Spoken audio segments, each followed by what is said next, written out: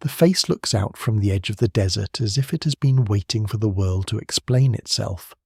At dawn, when the first light slides over the eastern horizon and touches the limestone plateau of Giza, the Great Sphinx does not appear suddenly. It emerges slowly, almost reluctantly, from shadow.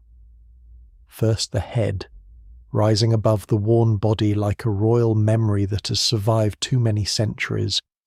Then the long back of the lion, stretched low against the earth. Then the paws, enormous and still, pointing toward the sun that has risen over Egypt since long before any living language could name the monument with certainty. Around it, the sand is never truly gone, even when cleared, even when photographed, even when measured by archaeologists, laser scanners, drones, and ground-penetrating radar. The desert seems to press back toward it, as if trying to reclaim the secret that the ancient builders left behind. The mystery begins with something strangely simple. No surviving Old Kingdom inscription clearly tells us who carved the Sphinx. No stone plaque from the age of the pyramid builders stands beside it, saying, in plain words, that this king ordered it, that this workshop cut it, that this god received it, that this was its original name. For a monument so immense, so carefully placed, so impossible to ignore, that silence feels almost unnatural. Ancient Egypt is full of writing. Kings carved their names into temples, tombs, statues, doorways, quarry marks, and ceremonial objects. They wrote themselves into eternity whenever they could. Yet the Sphinx, one of the most recognizable monuments on Earth, survives without the one sentence everyone wants most. Who built Egypt's ancient guardian? The first answer seems to stare back from the face itself. A human head wears the royal Nemes headdress, the striped cloth associated with kingship, while the body is that of a reclining lion. It is not merely an animal statue, and it is not merely a royal portrait. It is a fusion of power and identity, a creature that belongs to the borderland between earth and divinity. The lion's body suggests strength, control, dominance over wild force. The human head suggests rule, intelligence, sacred authority. The whole form faces east, toward sunrise, toward rebirth, toward the daily return of light. In ancient Egypt, such directions mattered. The landscape itself could become a religious text, written not only in hieroglyphs but in stone, shadow, horizon, and solar alignment. And yet the face is not whole. Time has thinned it. The nose is gone. The beard that once projected from the chin has broken away. With surviving fragments now separated from the monument, the surface has been scarred by wind, salt, sand, human damage, restoration, and collapse. The eyes, still calm, still deeply set, are not enough to settle the question of identity. For centuries, people have looked at that face and tried to name it. Most scholars connect it with Khafre, the 4th dynasty king whose pyramid rises behind the monument, but the evidence remains incomplete. Other possibilities have been proposed. Some have argued for Khufu, builder of the Great Pyramid. Others have suggested Djedefre, Khufu's son and Khafre's brother, perhaps honouring his father through a monument at Giza. None of these alternatives has overturned the mainstream view, but their existence shows why the Sphinx remains more than a solved case. It is not a blank mystery. It is a mystery crowded with clues. Before we go deeper, take a moment to like the video and subscribe. If this is the kind of history and mystery you enjoy, the story that follows is not built on one dramatic discovery, or one secret chamber, or one sensational claim. It is built from the slow accumulation of evidence, the shape of the plateau, the relationship between monuments, the cut of the quarry, the arrangement of temples, the movement of causeways, the matching of limestone layers, the patterns of erosion. This strange absence of early writing and the modern instruments now probing beneath the ground where the eye cannot reach. The Sphinx does not explain itself in a single voice. It speaks through geology, architecture, archaeology, and uncertainty. Seen from a distance, the monument seems almost freestanding, as if placed upon the desert by an ancient hand. But this impression is misleading. The Sphinx was not made like many statues, by cutting a block from a quarry and moving it into position. It was carved directly from the living bedrock of the Giza Plateau. Its body remains attached to the limestone from which it was born. Around it lies a broad, U-shaped ditch or enclosure, cut down into the plateau. The stone removed from this hollow did not simply vanish. Some of it appears to have been used nearby, especially in the great masonry of the Sphinx Temple and possibly related structures. This is one of the most important facts in the whole investigation, because it means the Sphinx is not only a statue, it is also a quarry, a construction episode, and a landscape intervention. Its body and its surrounding architecture are physically connected by stone. That stone is not uniform. The limestone of the Sphinx is layered, and those layers weather differently. Some bands are harder and more resistant, others are softer, weaker, more vulnerable to flaking and erosion. The head was carved from a more durable layer and has survived in a different way than the body. The long torso, chest, and paws have suffered repeated damage, requiring ancient and modern repairs. What looks at first like a single silent creature is, to a geologist, a record of changing limestone beds. To an archaeologist, it is a clue to carving sequence and construction history. To a conservator, it is an ongoing problem that never stops. The Sphinx is not only ancient, it is fragile. The setting deepens the puzzle. Behind the Sphinx rises the pyramid traditionally attributed to Khafre, the second largest pyramid at Giza, still partly retaining casing stones near its summit.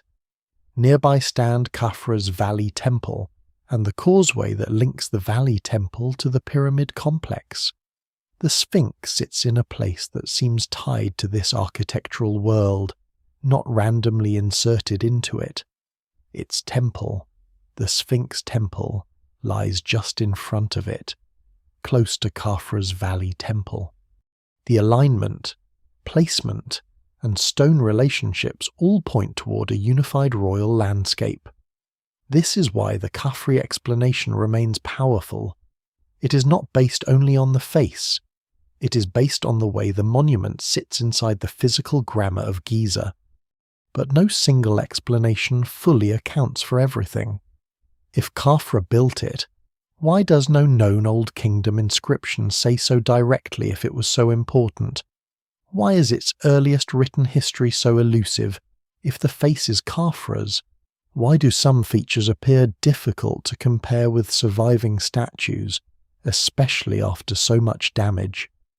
If the Sphinx Temple was part of the same project, why does its original ritual role remain partly obscure? The evidence points in a direction, but it does not close every door. That is the strange power of the Sphinx. It stands at the meeting point between strong archaeological probability and missing textual certainty. Later Egyptians would not leave it nameless. More than 1,000 years after the age of Khafre during the New Kingdom, the Sphinx was already ancient. Sand had buried much of its body. Kings and priests reimagined it, restored it, and associated it with solar divinity. The famous dream stealer of Thutmose IV, placed between the paws, tells a later royal story in which the buried monument speaks through divine promise. By then, the Sphinx had become more than an Old Kingdom sculpture. It had become a sacred presence, an ancient being with its own authority. But this later devotion cannot be used as a simple eyewitness report of its origin. It shows what the Sphinx came to mean, not necessarily how its first makers named it. So the investigation begins in the silence between stone and text. On one side stands the popular imagination, eager for lost civilizations, secret chambers, forgotten codes, and hidden ages before the pharaohs. On the other side stands the archaeological record, less theatrical but far more demanding. It asks for context, layers, tool marks, quarry relationships, survey data, ceramic evidence, construction sequences, and careful comparison. The Sphinx has attracted extraordinary speculation precisely because it feels too strange to belong to ordinary history. Yet ancient Egyptian history was never ordinary. The Pyramid Age itself was a world of astonishing organization, technical skill, symbolic ambition, and royal power. A monument like the Sphinx does not require a vanished civilization to be remarkable. It only requires us to understand what the Old Kingdom was capable of doing. At sunrise, the face remains unreadable. The broken nose casts no shadow. The lion's body, worn and repaired, stretches across the bedrock like an animal resting at the threshold between desert and cultivated land. Beyond it, the pyramids rise in geometric silence. In front of it, temples of massive limestone blocks hold the memory of vanished rituals. Beneath and around it, modern instruments continue to search for voids, drains, foundations, repairs, and traces of human decisions. The old question still hangs in the air, but it has become sharper now, not simply who built the Sphinx, as if one name alone could solve it, but how do we know when the ancient texts refuse to answer? The stone itself becomes the witness. The silence around the Sphinx is not only the silence of missing inscriptions, it is also the silence of burial. For much of its long life, the monument did not stand fully exposed beneath the sky, as modern visitors see it now. It slept under sand. The head rose above the desert like the last visible part of a giant creature sinking into the earth, while the shoulders, chest, paws, and long lion body disappeared beneath drifting grains. This was not a rare accident or a single episode of neglect. It was the natural fate of a monument cut into a hollow on the edge of the plateau. The very trench that made the Sphinx possible also made it vulnerable. Wind carried sand across Giza, and the enclosure caught it. Grain by grain, season by season, the desert refilled what the quarrymen had opened. To imagine the Sphinx as ancient Egyptians often saw it, one must remove the clean modern view and return the sand. The head remains visible, weathered and royal, but below it the body is hidden. The great paws vanish beneath the surface. The temple in front becomes partly choked. The creature is no longer a complete lion guarding the horizon. It becomes a mysterious head in the desert, an old power rising from a buried body. That image may explain part of its later spell. A monument only half seen can become more sacred, not less. It invites explanation. It seems to belong partly to the living world and partly to whatever lies underneath. The geography of Giza encourages this cycle. The Sphinx sits below the higher plateau, east of the pyramids, close to the ancient edge of cultivation and to the routes by which people approach the royal complexes from the Nile Valley. But this placement also exposes it to wind-blown sand moving across open ground. Unlike a pyramid, which rises cleanly above the desert, the Sphinx lies low, its body is horizontal, its enclosure walls form a trap, even after workers cleared it. The sand would return unless constant maintenance kept the hollow open. The evidence remains incomplete, but what survives suggests a repeated story clearance, devotion, forgetting, burial, rediscovery, and clearance again. By the New Kingdom, more than 1,000 years after the Fourth Dynasty, the Sphinx was already an antiquity. Egypt had changed profoundly, and the pyramid builders of Giza belonged to a distant past. Yet the head of the Sphinx still looked east. Later, kings did not necessarily know everything about its origin. They inherited it as a sacred presence already wrapped in age. For Thutmose IV to place a commemorative slab between the paws, the front of the Sphinx had to be cleared, at least enough for ritual attention and royal display. Sand burial was not only a geological problem, it became part of the monument's religious history. The Sphinx was therefore not a forgotten object in any simple sense. It was forgotten and remembered in waves. Some generations may have known only the head. Others restored access to the body and forecourt. Others left it to the desert's slow return. Scholars still debate details of these cycles because the archaeological record is uneven and later restorations can blur earlier evidence. But the broad pattern is clear. The Sphinx was never frozen in one condition. Its appearance changed across time, and each age saw a different monument. There is a lesser-known strangeness in this. The Sphinx's fame today depends partly on modern clearance. For long stretches of history, the full lion form was not visible. Medieval travellers, early modern visitors, and 19th century explorers often encountered not the complete creature, but the head and upper portions rising from sand. The monument was famous, but not always fully understood as a body. Its buried state shaped drawings, descriptions, legends, and expectations. The desert had edited the image. Ancient and later attempts to clear the Sphinx were difficult because clearing sand is not a single act, it is a commitment. Workers could remove tons of material from the enclosure, only to watch the wind begin its work again. Sand behaves almost like water in slow motion. It flows, accumulates, slumps, and returns to low places. In the Sphinx hollow, every clearing created a temporary victory rather than a permanent solution. The monument's visibility depended on labour, authority, and resources. When royal or state attention weakened, the desert resumed control. This gives the Sphinx a strange rhythm. It is not simply built once and preserved, but repeatedly rescued from its own setting. By the early 19th century, European travellers and antiquarians entered this story with growing intensity. Egypt was becoming a focus of imperial competition, scholarly fascination, and collecting on a scale that modern archaeology would later judge with more caution. The Sphinx became a prize of attention. Its head, still rising above the sand, seemed to promise buried secrets below.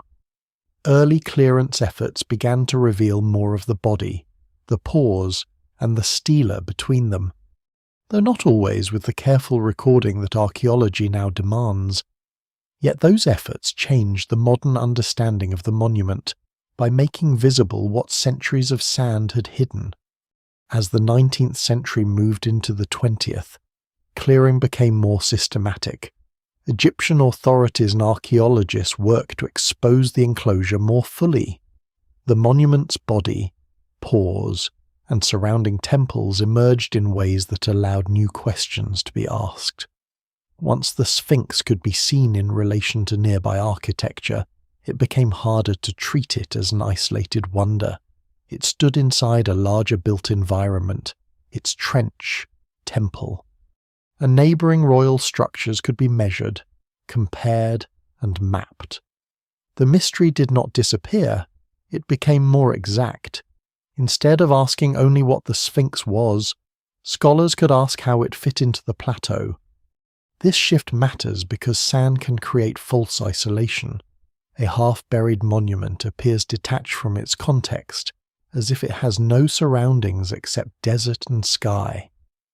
But when the sand is removed, relationships return, walls appear, floor levels appear, temple blocks, quarry cuts, causeways, enclosure edges, and alignments begin to speak. The Sphinx becomes part of a network of stone decisions. Its silence as a written object remains, but its silence as a landscape begins to break. The ground around it contains evidence that the surface view alone cannot provide. Even today, the cleared Sphinx is not simply free from burial. Conservation teams manage drainage, stone decay, salt, groundwater, visitor pressure, and the consequences of earlier interventions. The desert is no longer the only threat, but it remains part of the monument's identity. Without that attention, the old pattern would begin again. The head would remain, watching, as it has watched through many versions of Egypt. The Sphinx that confronts us now is therefore not only the work of its first carvers, it is the result of every age that uncovered it, reburied it, restored it, feared it, worshipped it, measured it, misunderstood it, and tried again. Its mystery is not preserved despite the sand, but partly because of it. The desert hid the body long enough for memory to loosen. It turned a royal monument into an apparition, and when modern archaeology finally cleared the creature from its hollow, it did not recover a simple answer. It recovered a setting, a problem, and a trail of stone leading back toward the Pyramid Age. Before the Sphinx has a face, before its paws stretch toward the sunrise, before later kings clear sand from its buried chest and place sacred stories between its forelegs, there is the plateau itself. Giza is not an empty stage waiting for monuments. It is already a place with its own logic, its own materials, its own pressures and invitations.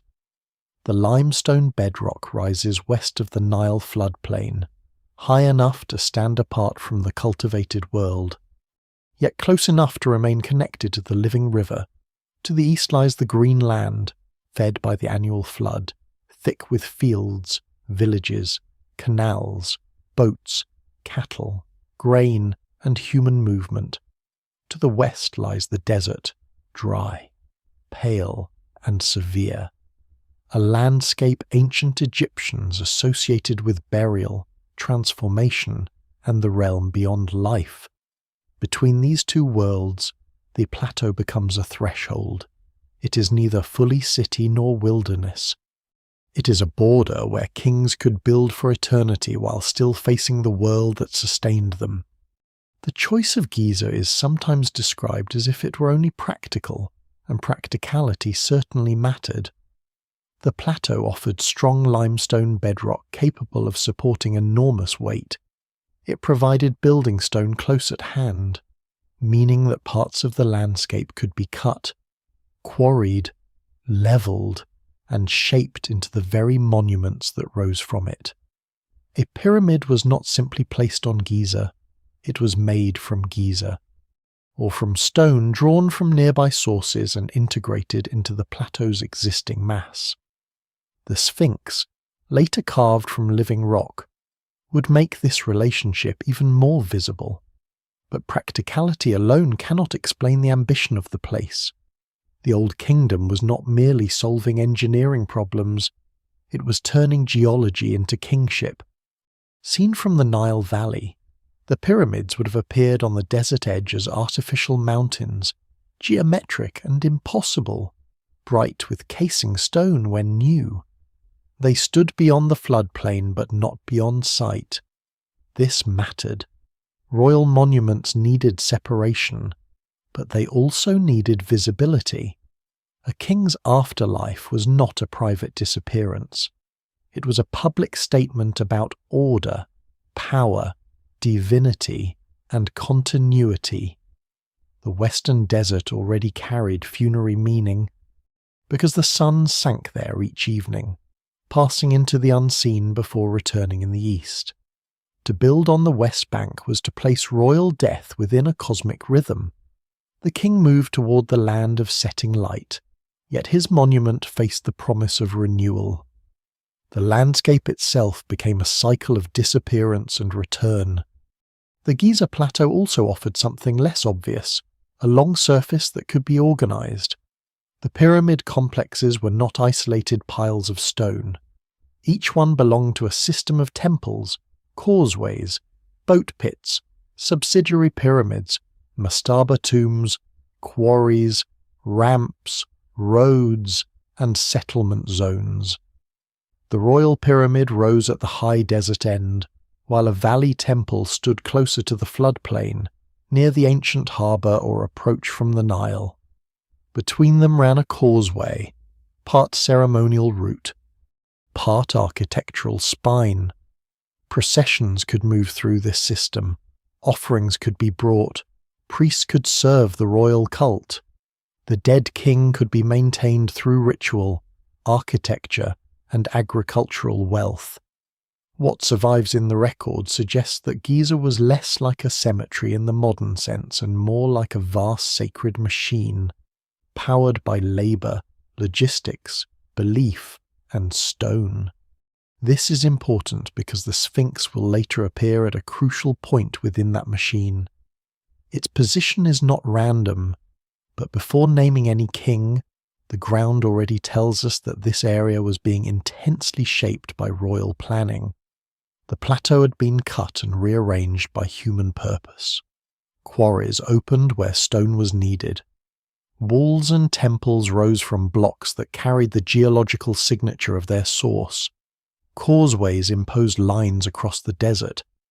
Tomb fields spread in ordered ranks for officials, relatives, and administrators whose own afterlives were tied to the king's.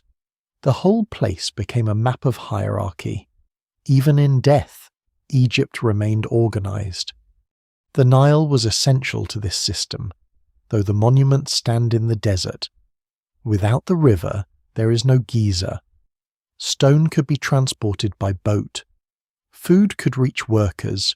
Wood, copper tools, gypsum, granite, basalt, and other materials could be brought from farther away through networks linked to the river and its canals.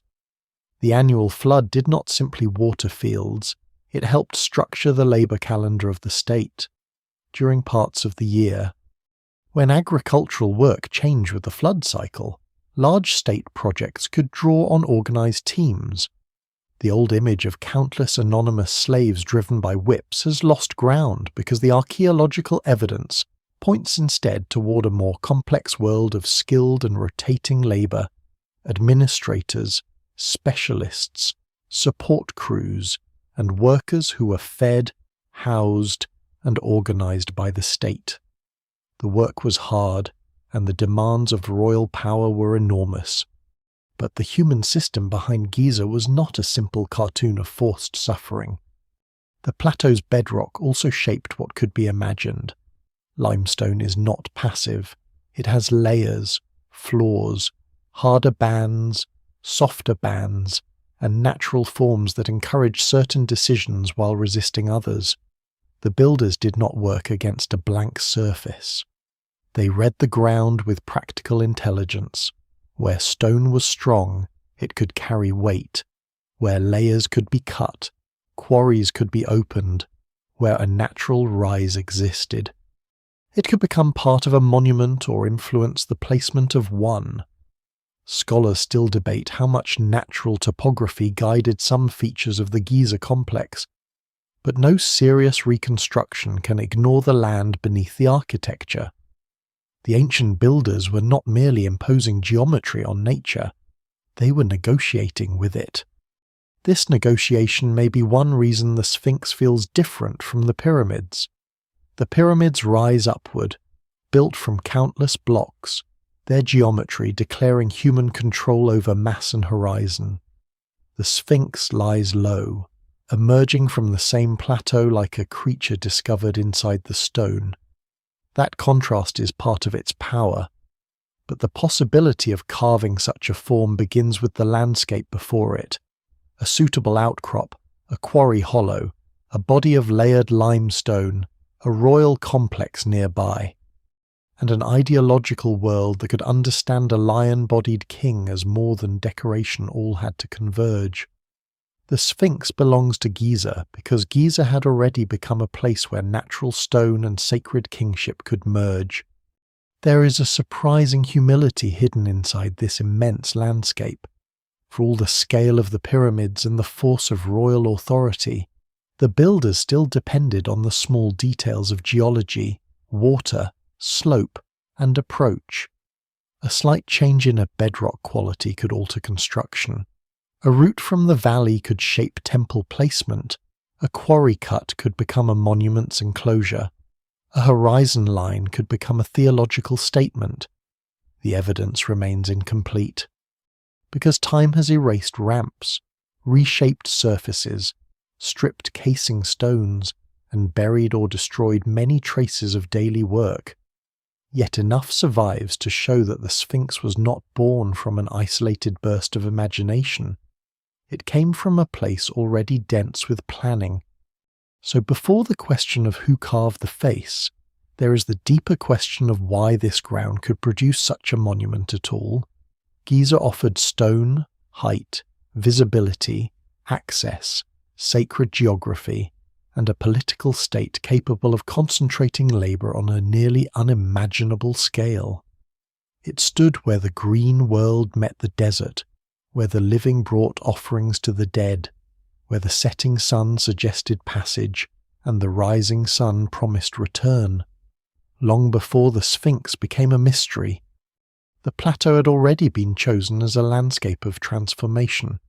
The lion would come later, but the stage was ancient bedrock, Nile light, desert wind, and a civilization learning how to write royal eternity into the earth itself. By the time the Sphinx begins to enter the story as a specific royal monument, Giza is already dominated by three enormous names in stone: Khufu, Khafre, and Menkaure. Their pyramids form the famous line across the plateau, but the line is not merely visual, it is dynastic. It marks generations of Fourth Dynasty power, ambition, and competition, each king building in conversation with the monuments that came before. Khufu's Great Pyramid stands first in scale and memory. A structure so immense that later ages could scarcely believe human organization had raised it. Khafre's pyramid, slightly smaller but set on higher ground, appears from some viewpoints to challenge it. Menkaure's pyramid completes the royal sequence in more modest but still commanding form. In this world of family, succession, authority, and sacred architecture, the Great Sphinx seems to rest within Khafre's horizon. That is the mainstream position the Sphinx was most likely carved during the reign of Khafre, around the middle of the 3rd millennium BC as part of his pyramid complex. It is not a casual guess based only on proximity. The argument depends on a cluster of clues that reinforce one another. The monument lies beside the causeway associated with Khafre. It stands near Khafre's Valley Temple. Its own temple, the Sphinx Temple, appears closely related in plan and stonework to that Valley Temple. The quarrying that created the Sphinx enclosure seems linked to the massive limestone blocks used nearby. The layout suggests a coordinated building episode, or at least a closely connected sequence of work, rather than a lonely statue left from an unknown age. If the Sphinx were found in isolation, the mystery would be almost impossible to constrain. But it is not isolated. Its body lies within a cut enclosure just north of Khafre's causeway, and that causeway itself seems to bend around or respect the space of the Sphinx complex. The nearby Valley Temple, built of huge limestone blocks and once faced with harder stone, belongs securely to Khafre's funerary architecture. It is one of the great surviving monuments of Old Kingdom temple design, severe, massive, precise, almost silent. In the 19th century, statues of Khafre were found in that valley temple, including one of the most famous royal images of ancient Egypt, the seated king protected by the falcon god Horus. That discovery powerfully anchored the temple to Khafre, and because the Sphinx stands so close, the association became difficult to ignore. Yet proximity alone is never enough. Many monuments at Giza stand near one another because the plateau was densely reused. The stronger evidence lies in the physical relationship between stone sources and architecture. The Sphinx was carved by removing limestone from around a natural mass of bedrock, leaving the lion's body attached to the plateau. The blocks removed from this quarry-like enclosure appear to match layers used in the Sphinx Temple. This is a quiet but remarkable clue. It suggests that the act of carving the Sphinx and the act of building the temple in front of it were connected by material flow. Stone came out of the enclosure, blocks went into the temple. The creature and its sacred setting may have been born from the same quarrying operation. This is where the Sphinx becomes less like an artwork and more like a construction sequence. One can imagine the work not as a finished statue appearing all at once, but as a process of cutting down, shaping, extracting, sorting, dragging, dressing, and setting. The carvers did not simply uncover a lion, they created a hollow around it. The temple builders did not simply receive stone from somewhere else, they may have used the very beds removed from around the monument. The geology becomes a kind of record book, with each limestone layer preserving the order of decisions: hard beds, soft beds, quarry walls, enclosure sides, temple blocks, and the surviving body all belong to the same material conversation. Khafre's causeway adds another layer. It runs from his valley temple up toward his mortuary temple and pyramid, forming a ceremonial connection between the edge of the floodplain and the high desert tomb. The Sphinx sits close to this route, not blocking it, not unrelated to it, but almost integrated into its sacred landscape. From certain positions, the Sphinx, temples, causeway, and pyramid create a set of visual and ritual relationships. The monument faces east, toward the sunrise, while Khafre's pyramid rises behind it to the west. This arrangement has encouraged the idea that the Sphinx served as a guardian, a royal and solar figure standing at the threshold of the king's eternal domain. Scholars still debate the precise ritual choreography, because the original cult texts of the Sphinx are missing, but the placement is too suggestive to dismiss. There is a surprising detail here that often disappears in simplified accounts. The Sphinx Temple, though monumental, appears unfinished, or at least left without the complete decorative program one might expect from a fully functioning royal temple. Its massive core blocks and granite elements show ambition, but the absence of preserved relief decoration and inscriptions contributes to the larger silence. It is as if the builders prepared a stage of enormous symbolic power, and then left later history with almost none of the labels. This does not mean the temple was meaningless, quite the opposite. Its meaning may have been so embedded in ritual performance, landscape, and royal ideology that it did not require the kind of explanatory inscription modern people crave. But for archaeologists, the silence is costly. Khafre's claim over the Sphinx is therefore strong but not absolute. The face has long been compared to Khafre's surviving statues, and many observers see a royal likeness. Others are more cautious. The Sphinx's head has suffered so much damage that portrait comparison is difficult.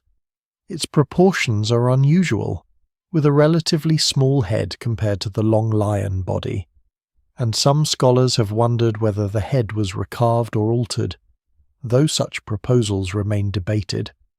The loss of the nose, beard, and surface detail makes certainty even harder. A royal headdress can tell us the figure is kingly, but not necessarily which king. The evidence points toward Khafre's world, yet the face alone cannot carry the whole argument. This is why the absence of a direct Old Kingdom inscription matters so much. If a clear dedication naming Khafre had survived on the Sphinx Temple, the debate would be far narrower. Instead, the case rests on context. Context is powerful in archaeology, sometimes more reliable than a single damaged inscription, but it works by convergence rather than declaration. The Sphinx sits where Khafre's builders were working. Its stone appears tied to nearby temple construction. Its orientation and placement fit the royal landscape. Its scale fits the ambitions of the Fourth Dynasty. No single clue proves everything by itself, but together they make the Khafre explanation the most economical reading of the evidence. Still, this Sphinx resists becoming merely an appendix to Khafre's pyramid. It has its own presence, even if Khafre ordered it, even if his architects planned it, even if his workers cut it from the plateau. The monument soon exceeded the biography of one king. A pyramid is tied unmistakably to a burial complex. The Sphinx is harder to contain. Its body is animal, its head royal, its gaze solar, its location liminal. It stands beside the king's path, but also before the horizon itself. What survives in the record suggests a monument designed to fuse kingship with cosmic protection, yet the exact original name, cult, and liturgy have slipped away. So Khafre's royal horizon gives the first serious answer to the question of who built the Sphinx. Not a vanished race, not a forgotten empire before Egypt, not a monument dropped into history without context. The most grounded answer points to the Fourth Dynasty, to the builders of Giza at the height of royal power, and especially to Khafre's architectural program. But the answer arrives without the satisfying finality of a signature. It is built from stone relationships, spatial logic, and comparative archaeology. The Sphinx stands within Khafre's world, yet it does not speak Khafre's name. That is why the mystery remains alive, not because there is no evidence, but because the evidence whispers instead of announces. The Sphinx begins not as a statue placed in the desert, but as a decision made inside the stone. This is one of the most important facts about it, and also one of the easiest to miss when looking at photographs. The Great Sphinx was not carved in a workshop, not transported on sledges, not assembled from blocks like a pyramid or temple wall. It was released from the bedrock of the Giza Plateau. The ancient builders cut down around a mass of limestone and left part of that mass standing, then shaped it into the body of a reclining lion with a royal human head. In that sense, the Sphinx is both monument and landscape. It is sculpture, quarry, architecture, and geology fused into one enormous act of subtraction. This makes it different from almost every other famous object of ancient Egypt. A statue of a king can be moved, stolen, buried, broken, reused, or placed in another temple. The Sphinx cannot be separated from the ground that made it. Its body is still anchored to the plateau. Its flanks still preserve the layered limestone from which it was cut. Its enclosure walls still show the void created around it. To stand before it is not merely to stand before a carved creature. It is to stand inside an ancient excavation. The hollow around the Sphinx is the negative image of the work itself, a record of where stone was removed so that a lion could remain. The limestone did not offer the builders a perfect material. It was layered, irregular, and changeable. Some beds were relatively hard and durable, while others were soft, weak, and prone to erosion. This unevenness shaped everything. The head of the Sphinx, carved from a harder upper layer, survived differently from the lower body, which was cut through more vulnerable beds. This is one reason the face, despite severe damage, still rises with an authority that the body no longer fully shares. The lion's torso, chest, and paws have required repeated repair because the limestone there has always been less cooperative. What looks from a distance like one continuous creature is, up close, a geology lesson in disguise. The ancient sculptors must have known this stone intimately. They would have seen where the limestone fractured, where tools bit cleanly, where surfaces crumbled, where bands ran across the rock, where the best blocks could be cut, and where a projecting mass could be transformed rather than removed. The evidence remains incomplete, because later erosion and restoration have erased many traces of the original surface. Still, the surviving form suggests that the workers adapted constantly to the material before them. The Sphinx was not simply drawn at full size and forced into being, it was negotiated out of the plateau, with each layer placing limits on what could be done. The carving process likely required a disciplined sequence. First, the surrounding bedrock had to be cut away, creating the enclosure around the future body. Quarrymen would have separated large blocks, probably using copper tools, stone pounders, wooden levers, sledges, ropes, and coordinated teams. The stone removed from the Sphinx hollow was not waste in the modern sense. Much of it could be reused. The great blocks in the nearby Sphinx Temple appear to carry a geological relationship to the beds cut from the enclosure, which means the act of carving the monument may have supplied the material for its sacred architectural setting. This is a remarkable economy of planning. The builders were not only making a statue, they were quarrying a temple from the space around that statue. The body that remained then had to be shaped. The lion's back slopes low and long, the haunches stretch behind. The paws extend forward in a formal, controlled pose. The animal is not leaping or roaring, it is at rest, but not asleep. Its stillness is charged with watchfulness. This pose itself was a technical choice. A reclining lion could be carved from a long horizontal mass of bedrock more plausibly than a standing animal with separated legs. The Sphinx's power comes partly from this union of artistic symbolism and geological practicality. The plateau offered a low body of stone, and Egyptian royal imagination turned that body into a guardian. There is a lesser-known oddity in the proportions. The head appears small compared with the vast lion body. This has led to many proposals, some cautious and some highly speculative. Perhaps the available harder stone for the head limited its size. Perhaps the original plan changed.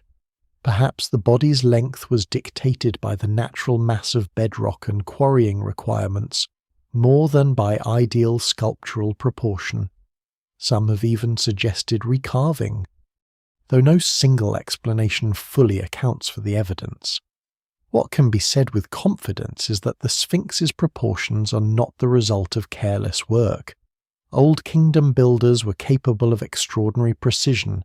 If the head and body feel unequal, the reason likely lies in the complex meeting of stone quality, available mass, symbolic needs, and later damage. The face, too, had to be carved from a high point in the bedrock. Its royal headdress would have required careful shaping, especially along the sides where the Nimes cloth frames the face.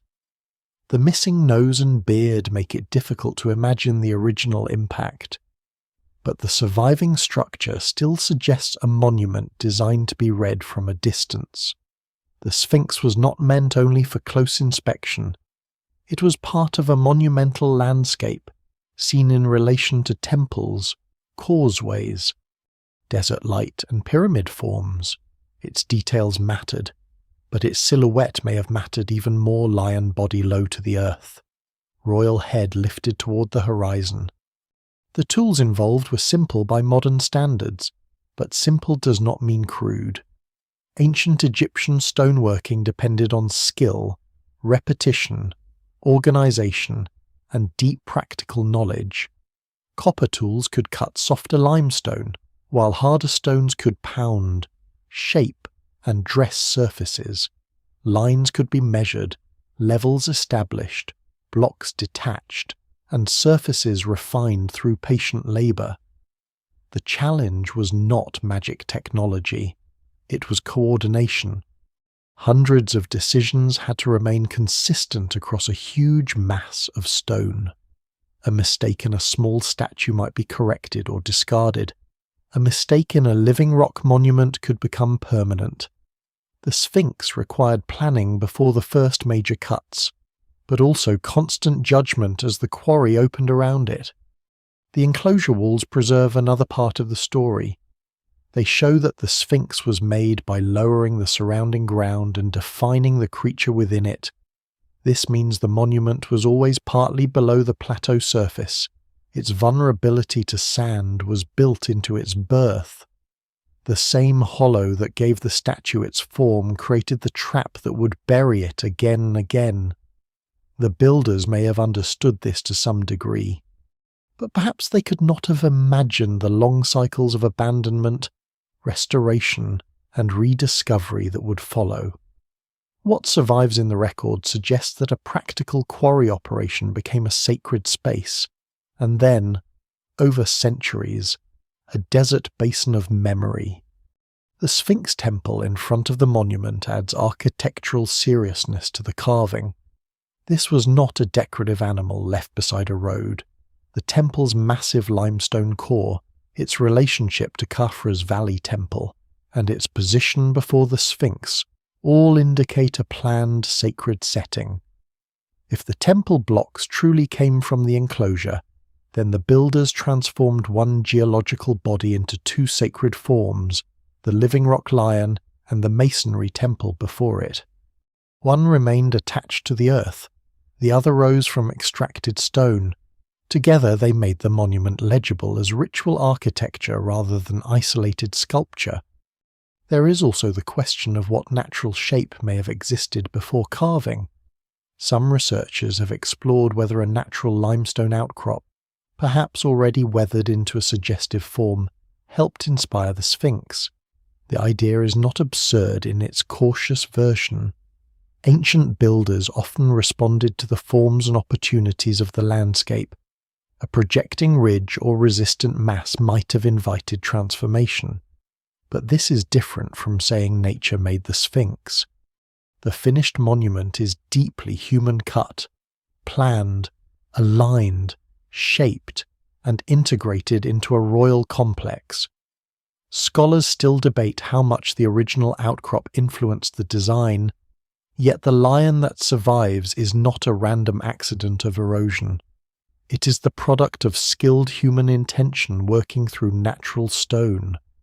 This is why the Sphinx feels so ancient even within ancient Egypt. It does not merely stand on the plateau, it seems to have grown out of it. Its body carries the marks of the earth that formed it long before kings existed, and the marks of the hands that reshaped it into royal power. It is neither fully natural nor fully portable art. It belongs to that rare category of monument where geology and kingship become inseparable. The builders cut away the world around a mass of limestone, and in the space they opened, a lion remained, watching the east. This stone did not name the king, but it remembered the work. The face of the Sphinx is the part most people remember, yet it is also the part that refuses to give the answer cleanly.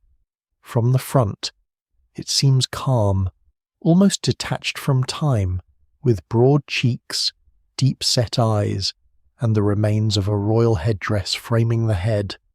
It is easy to imagine that a face this famous must be identifiable, that somewhere in the curve of the mouth or the line of the eyes there must be a royal name waiting to be read. But ancient stone does not work that way after 4,500 years of wind, damage, repair, and human interference. The face is not a photograph. It is a surviving surface, altered by loss. It points toward kingship with confidence, but toward one specific king with less certainty than the popular image suggests. What remains is still unmistakably royal. The Sphinx wears the Nemes headdress, the striped royal headcloth that appears in many images of Egyptian kings. The broad side panels descend beside the face, and the back of the head carries the sense of formal pharaonic identity rather than ordinary human portraiture. This is not a commoner, not a priest, not a local spirit carved in casual form. The head announces the presence of kingship. It belongs to a world in which the ruler could be shown as more than human, joined to divine forces, solar power, and the strength of dangerous animals. The lion body makes that message even stronger. Whatever else is uncertain, the Sphinx is royal. But royal does not automatically mean Khafre, and this is where the face becomes complicated. Most scholars place the monument in Khafre's reign because of its setting and its architectural connections, not because the face alone proves it beyond doubt. The face helps the argument, but it cannot carry the entire structure. Khafre's statues, especially the famous seated diorite image from his valley temple, give us one of the finest surviving portraits of an Old Kingdom king. The comparison is tempting. Both present a ruler with controlled expression, broad facial structure, and an aura of stillness rather than emotion. Yet the Sphinx has suffered far more damage than the statue, and the scale is entirely different. A monumental face carved high in bedrock is not expected to preserve the same subtleties as a polished temple statue. The missing nose dominates modern perception. It creates a wound at the centre of the face, turning absence into one of the monument's most recognizable features. Popular stories have often blamed Napoleon's soldiers, imagining the nose shot away by cannon during the French campaign in Egypt. That story is almost certainly wrong. Images and accounts from before Napoleon already show the nose missing or damaged. Earlier traditions blame a medieval act of iconoclasm, sometimes connected with a religious figure angered by local reverence for the monument, though the exact circumstances remain debated. The larger point is simpler. The damage is old, and the familiar modern face is not the original face. The Sphinx we see has already passed through centuries of injury before photography ever reached it. The beard is another lost clue. The Sphinx once had a ceremonial beard, or at least acquired one in antiquity, though scholars still debate whether the surviving beard fragments belong to the original Old Kingdom carving or to a later restoration. Pieces of this beard are now separated from the monument, including fragments preserved in museums. This is a small detail with large implications. A beard could have reinforced royal and divine identity, but if it was added later, it might reveal how later Egyptians reinterpreted the monument rather than how the first builders designed it. The evidence remains incomplete, and the beard has become one more fragment in a puzzle already full of missing surfaces. The uraeus, the sacred cobra that would have risen from the forehead of a royal figure, is also largely lost. If present in its original form, it would have declared royal protection and divine authority. The serpent of kingship poised above the brow. Its absence makes the forehead seem plainer than it may once have been. The full original head would have looked sharper, more complete, more formally royal than the worn limestone mass seen today. Paint may also have played a role. Many Egyptian monuments that now appear as bare stone were once coloured, their surfaces enlivened by pigment. This Sphinx may have carried painted detail, though little survives to let us reconstruct it with certainty. The modern imagination often sees ancient Egypt in beige and shadow, but the ancient world itself was far more colourful. The scale of the head adds another difficulty. Compared with the long lion body, it appears small. This disproportion has fed many arguments. Some have suggested that the head was recarved from an earlier animal head, perhaps from a lion, into a royal human form. Others think the explanation is more practical. The harder upper limestone available for carving limited the size of the head, while the body's length was determined by the larger bedrock mass below. There is no single explanation fully accounts for this proportion problem, and the more dramatic versions of recarving remain disputed. Still, the odd relationship between head and body reminds us that the Sphinx was not sculpted from an ideal block of stone. It was carved from a real geological formation, with all the restrictions that implies. If the face represents Khafre, it would make sense within the monument's setting.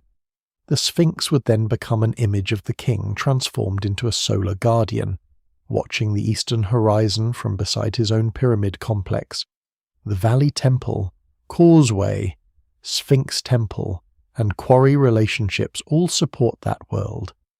Yet some scholars have looked at the face and wondered whether it might belong to Khufu or Djedefre instead. Such proposals are not mainstream in the same way the Khafre attribution is, but they show that the face has never ended the debate by itself. The Sphinx does not preserve a royal cartouche on its chest. It does not offer a label carved beside the ear. It gives us a kingly image, damaged and enormous, but it withholds the name. There is a quiet irony in this. Ancient Egyptian royal portraiture was never meant to function like modern portrait photography. A king's face could combine individual traits with ideal forms of rule, divinity, youth, strength, and permanence. To ask whether the Sphinx looks exactly like Khafre may be asking the wrong kind of question. The face may have been designed less as a private likeness and more as a royal presence. It needed to be recognizable as kingship, as controlled power, as a being between human order and animal force. If it also resembled Khafre, that resemblance served a sacred purpose rather than a modern identity card. The erosion of the face deepens that sacred distance. The eyes still seem focused, but their original modelling has softened. The mouth remains, but its expression is difficult to read. The cheeks and lips have lost crispness. The head has been exposed longer than much of the body because the sand often buried the lower Sphinx while leaving the head visible. That long exposure helped preserve the face in memory, but it also left it vulnerable to weather.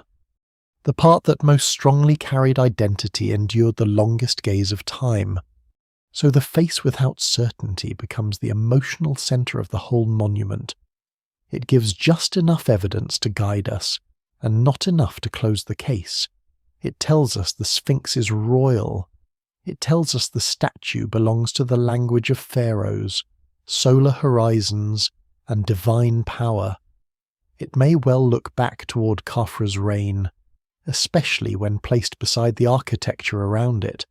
But the broken nose, missing beard, damaged cobra, softened features, and absence of a direct inscription leave a space that scholarship cannot honestly fill with absolute certainty.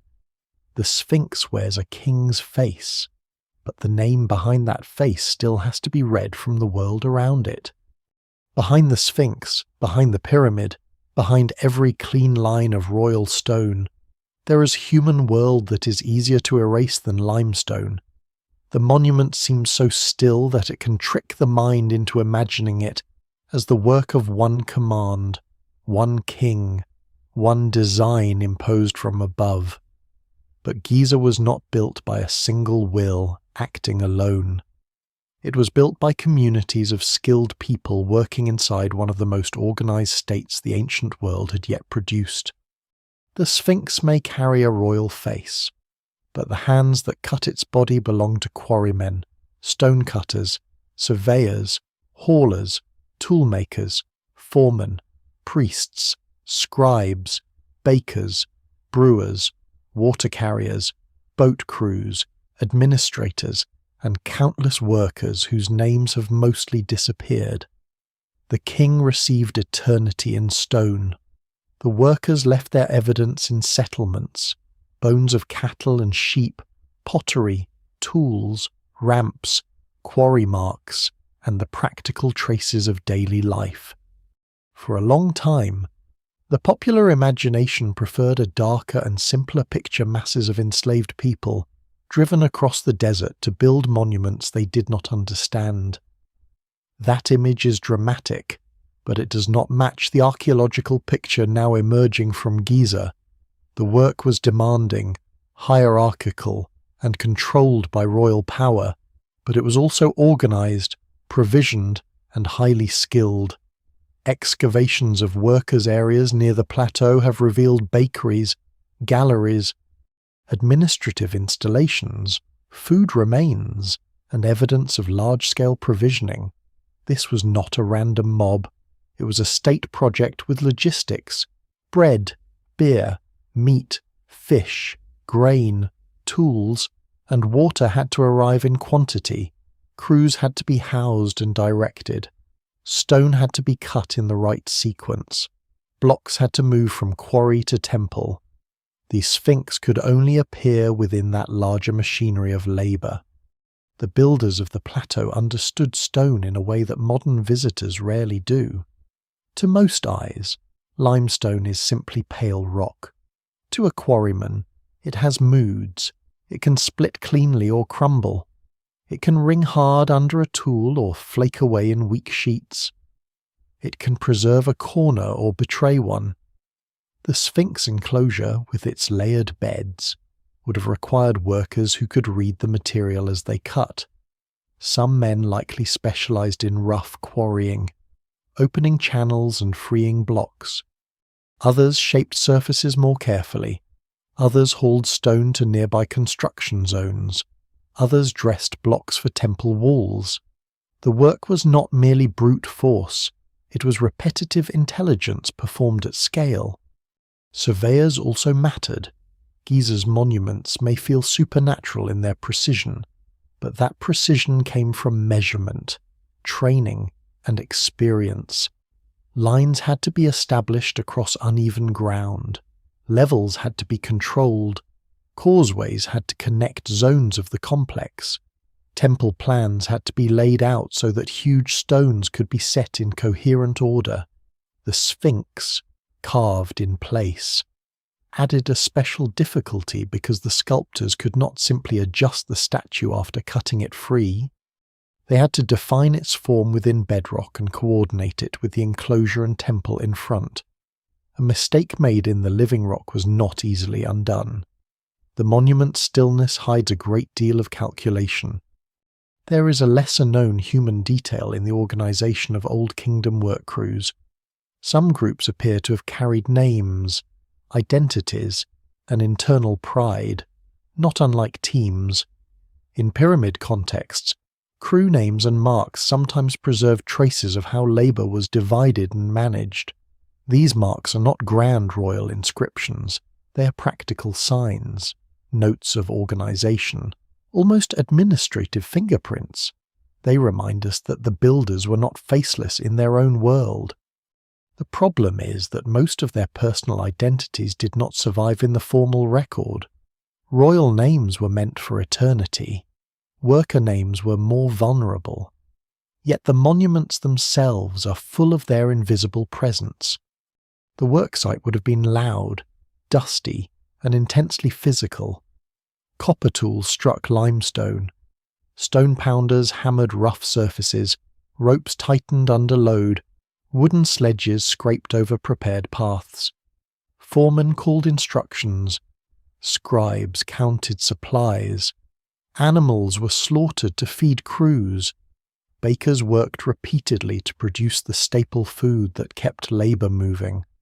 The smell of dust, sweat, wet gypsum, bread, beer, animals, river mud. and sun-baked limestone would have filled the air. From a distance, Giza becomes pure geometry. Up close, during construction, it must have been a living industrial landscape, sacred in purpose but practical in every hour. This does not mean the workers experienced the project as modern people might imagine employment. They lived in a world where the king was not simply a political leader, but the centre of cosmic order. Royal construction was religious, economic, and political at once. Participation in such projects may have involved obligation, taxation in labour, rotating service, professional specialisation, and state authority. Scholars still debate the exact balance of these systems, because the evidence remains incomplete and varied. But the image that best fits the archaeology is complex, not free modern labour, not simple enslavement, but a powerful ancient state mobilizing its population through duty, administration, skill, and belief. If the Sphinx belongs to Khafre's complex, then its builders were working at a moment when Giza had already become a vast royal experiment. Khufu's pyramid had demonstrated what centralized organization could do. Khafre's project continued that tradition while reshaping the plateau in its own way. The Sphinx may have emerged from quarrying tied to Khafre's valley and Sphinx temples, which means the workers cutting the lion were also contributing to the architectural space around it. They were not merely sculptors making an image. They were part of a landscape operation in which every removed block, every trench, every temple course, and every aligned approach mattered. One can imagine the work advancing unevenly. The enclosure deepens. Stone blocks are detached and dragged away. A rough mass remains, longer than it is high. Its head is defined from harder stone above. Its body is brought into lion form. The paws extend eastward. The temple in front begins to rise from extracted blocks. The causeway and valley temple impose their own lines nearby. At some point, the creature becomes recognizable. Workers who had known only a quarry mass now see a lion with a king's head staring over the unfinished court. For them, perhaps, the mystery was not who built it. They knew. The mystery was how such a thing could hold the king's power once the work was done. What survives in the record suggests that these builders were capable of far more than mechanical labour. They created one of the most durable symbolic landscapes ever made. Their tools were not modern, but their organisation was extraordinary. Their mathematics was practical, not abstract in the later Greek sense, but it was effective. Their stone sense was intimate. Their supply systems were large. Their religious imagination could turn bedrock into a royal guardian.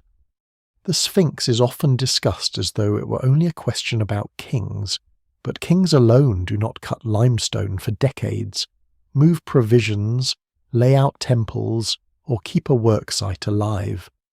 The irony is that the monument's fame has nearly swallowed the people who made it. The face survives, but not the faces of the workers. The lion's body remains, but not the bodies that strain to open the trench around it. Yet archaeology gives them back in fragments. A bakery floor, a cattle bone, a tool mark, a settlement wall, a crew sign, a quarry scar, a reused block. These small traces restore the human scale beneath the royal one. The Great Sphinx was made for a king, but it was built by a society. Its mystery is not only the missing royal inscription, it is the vanished human world that could transform a limestone outcrop into a guardian of the horizon and then leave behind, in place of autobiography, the work itself. A lion with a human head is not an ornament.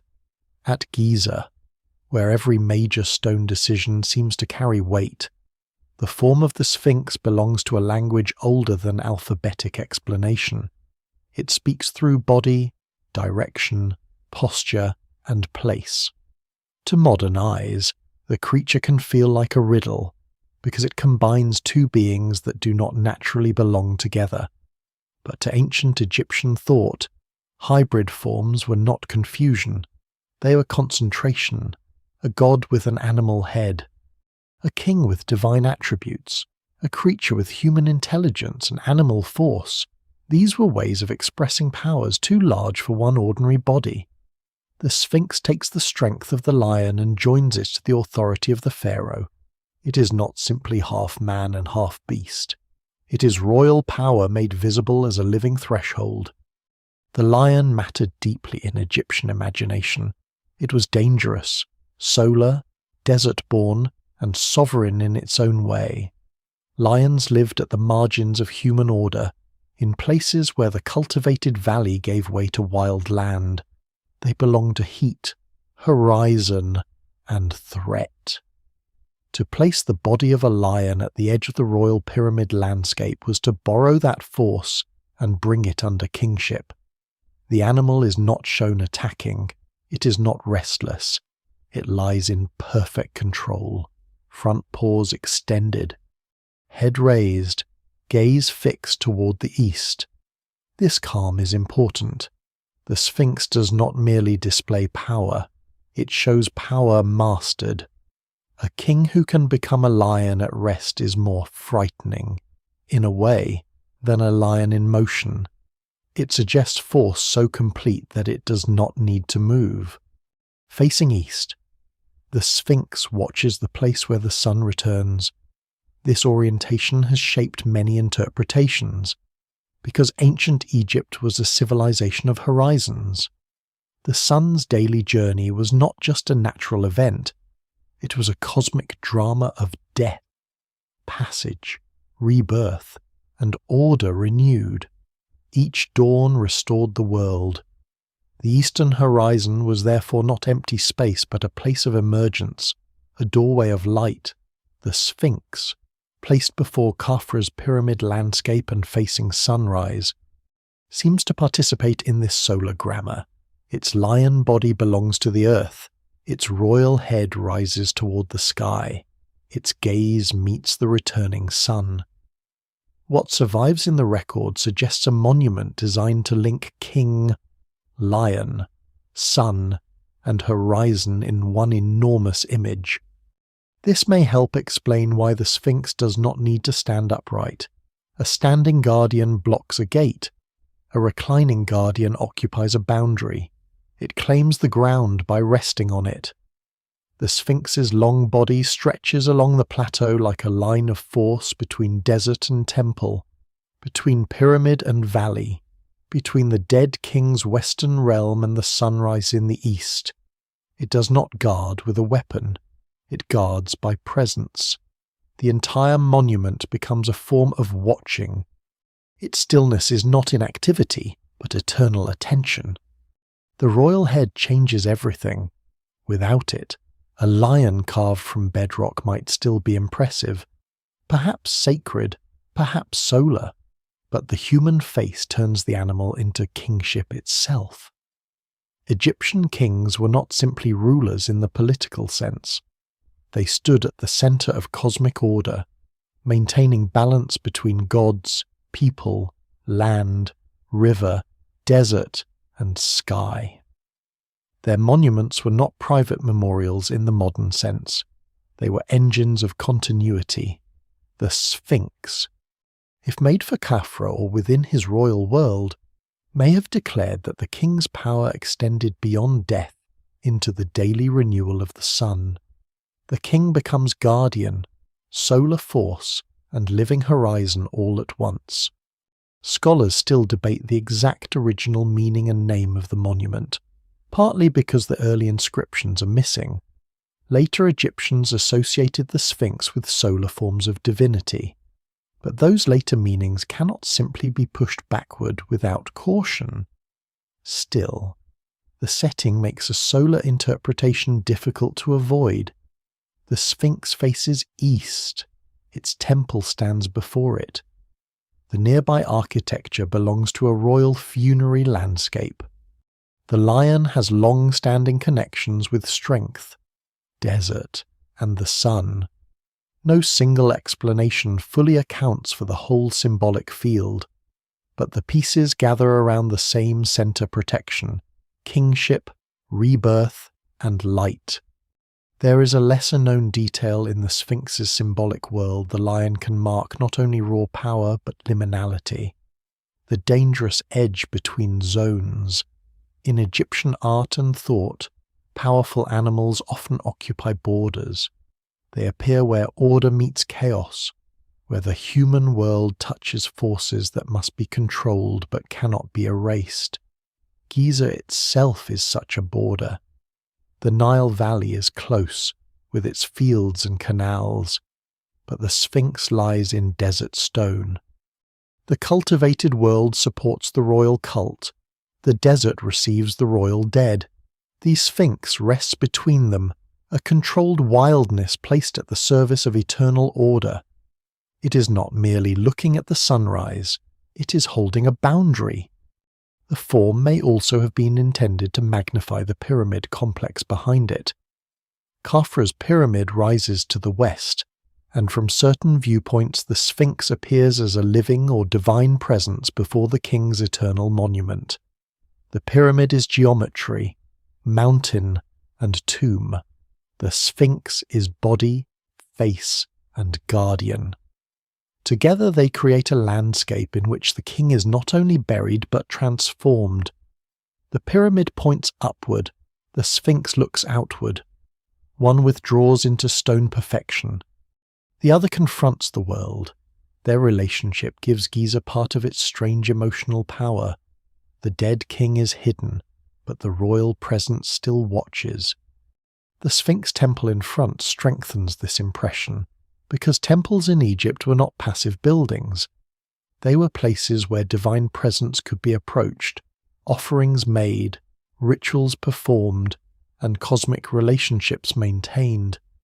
Even if the original decoration and inscriptions of the Sphinx Temple are lost or were never completed in the form expected, its existence implies that the Sphinx required ritual framing. A sacred creature carved in bedrock needed a sacred space before it. The builders did not leave the lion alone in a quarry hollow. They gave it architecture, approach, and possibly a ceremonial role tied to the king's larger afterlife system.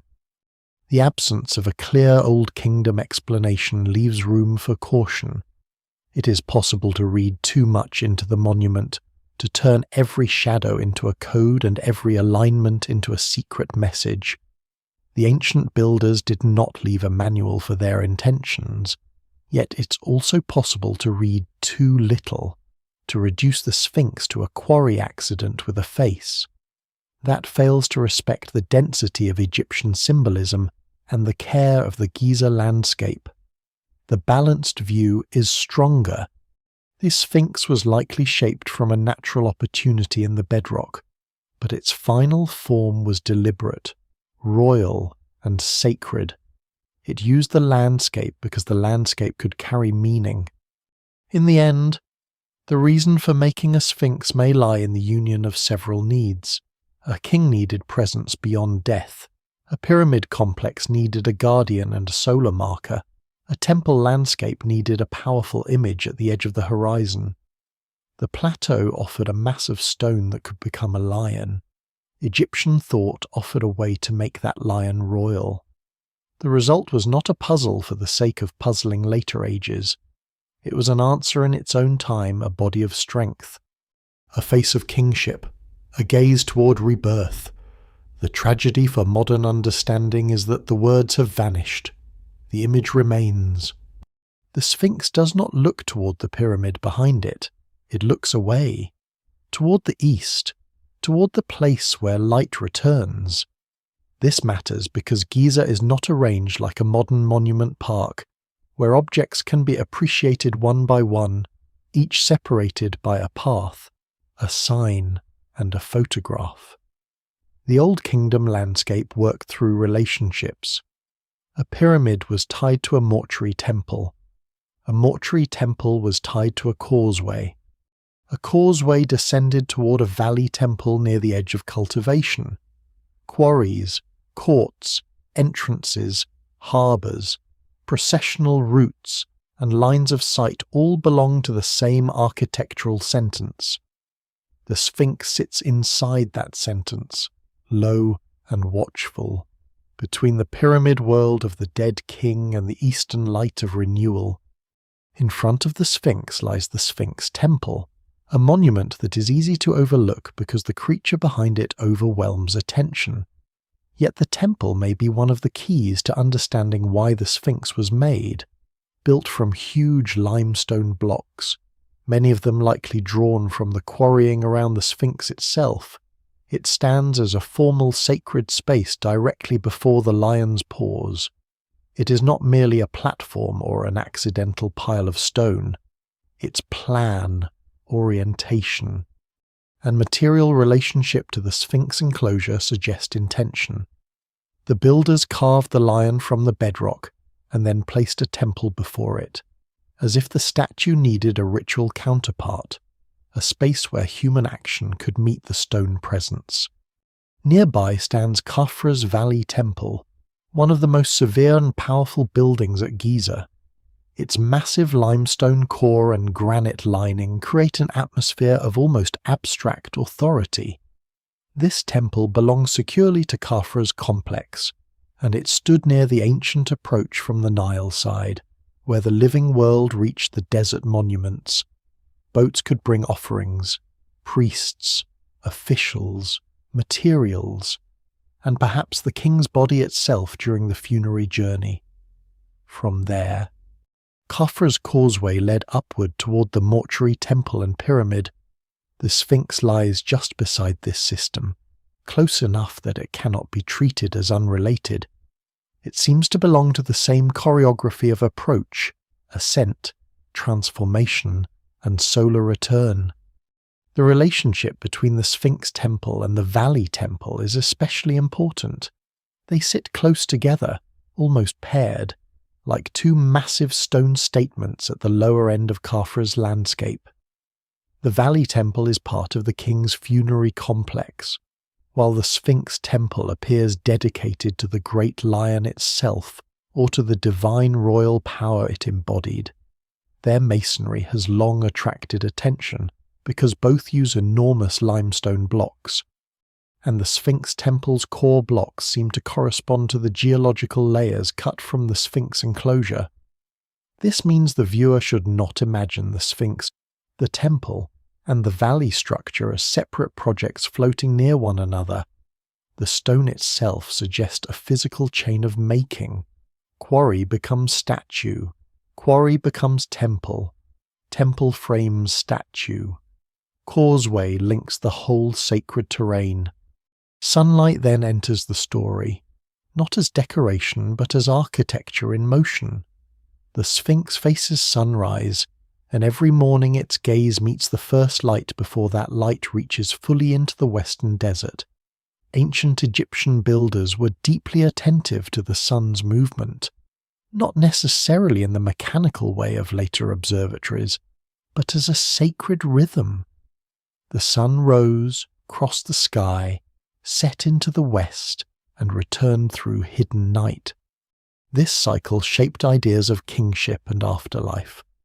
A royal funerary landscape at Giza could not ignore it.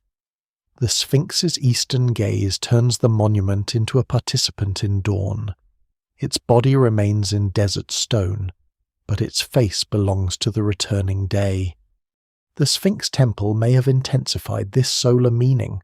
Although its original ritual use remains uncertain, its orientation and open spaces suggest a building in conversation with light. Some reconstructions imagine a temple where sunlight entered and moved through courts, pillars, and stone surfaces, animating the monument at particular times of day. The evidence remains incomplete, and scholars still debate how fully the temple was finished and how exactly it functioned. But even in ruin, its placement before an east-facing royal lion makes a purely practical explanation difficult. This was architecture for ritual presence, not simply storage or access. There is a striking detail in the wider Giza landscape from certain viewpoints east of the pyramids, especially near the Sphinx area. The setting sun at particular times of year can appear between the Great Pyramid forms, creating the image of a glowing horizon framed by royal stone. Some scholars have connected this effect to the Egyptian concept of the Akhet, the horizon, often represented as the sun between two mountain-like forms. Whether every such alignment was deliberately engineered remains debated, and caution is necessary because landscapes can produce meaningful coincidences. Yet the visual power is undeniable. At Giza, pyramids, horizon, and sun can form a living hieroglyph. The Sphinx, facing east while the pyramids rise behind it in the west, stands at the turning point between dawn and sunset, between rebirth and burial. The causeway adds movement to this stillness. Khafre's causeway was not only a road, it was a ritual corridor, linking lower and upper parts of the royal complex. Processions could pass along it, offerings could move through it, and the king's cult could be maintained through it. Its line near the Sphinx suggests that anyone moving through this lower landscape would encounter the lion not as an isolated sculpture, but as a presence beside the sacred route. The monument watched the approach. It stood near the transition from valley to desert, from river world to pyramid world. In such a setting, the Sphinx becomes less a guardian of a single doorway, and more a guardian of transformation itself. The temples also remind us that the Sphinx was not meant to be understood only by sight. Ancient Egyptian religion depended on repeated action. Offerings had to be made. Ritual spaces had to be entered by the proper people. Statues and divine images were not inert objects in the modern museum sense. They were places where presence could be focused and maintained. If the Sphinx had an active cult in the Old Kingdom, much of that ritual record is lost. But the architecture implies that people were meant to do something before it. They did not carve a giant royal lion and then leave its paws facing an empty court without purpose. At the same time, the Sphinx Temple's unfinished or undecorated condition complicates the picture. If its walls once carried inscriptions or reliefs, they have not survived in a way that gives us the clear explanation we want. If they were never completed, then the temple preserves an interrupted intention. Either possibility leaves uncertainty. No single explanation fully accounts for the silence, the massiveness, the placement, and the ruin. The temple feels central, yet it withholds its script. It frames the Sphinx physically while leaving modern scholarship to reconstruct its meaning indirectly. What can be said is that the Sphinx belongs to a sacred system of stone and light. Khafre's pyramid rises behind it. The causeway passes near it. The valley temple stands beside it. The Sphinx Temple opens before it. The eastern horizon receives its gaze. The limestone layers connect its body to the blocks around it.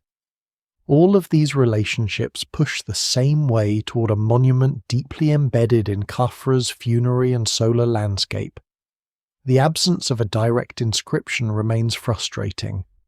But the architecture is not silent. It speaks in orientation, mass, sequence, and placement. By itself, a lion with a king's head is powerful, set before temples, beside a causeway, below a pyramid, and facing the dawn. It becomes something larger. It becomes the visible hinge of a royal cosmos, where stone extracted from the earth is reorganized into a path from death to renewal. The Sphinx watches the sunrise, but behind it stand the pyramids of the West. Between them lies the whole Egyptian imagination of passage the living come from the valley. The dead king rests in the desert. The sun returns each morning, and the royal guardian remains at the threshold, holding the landscape together without a word.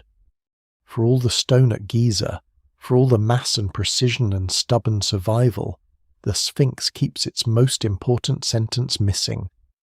It is not that ancient Egypt lacked writing. The civilization that made the pyramids also covered tomb walls, offering tables, ceilings, statues, and monuments with names, titles, prayers, and claims to eternity. Kings wanted to be remembered. Officials wanted their offices preserved. Priests wanted rituals named correctly. Even quarry crews and work gangs sometimes left marks that feel almost casual beside the grandeur of royal monuments.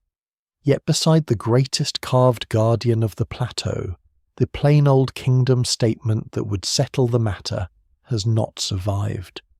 There is no early inscription saying that Khafre ordered the Sphinx. There is no original dedication naming its first cult. There is no carved label on the monument itself that tells us what its makers called it. This absence is not a small inconvenience. It is the crack through which almost every later mystery enters. If a 4th dynasty text clearly named the monument, the debate would narrow to interpretation. Without it, the Sphinx becomes a case built from context. Archaeology can work very well this way, sometimes better than people expect, but the result feels different from a signed confession in stone.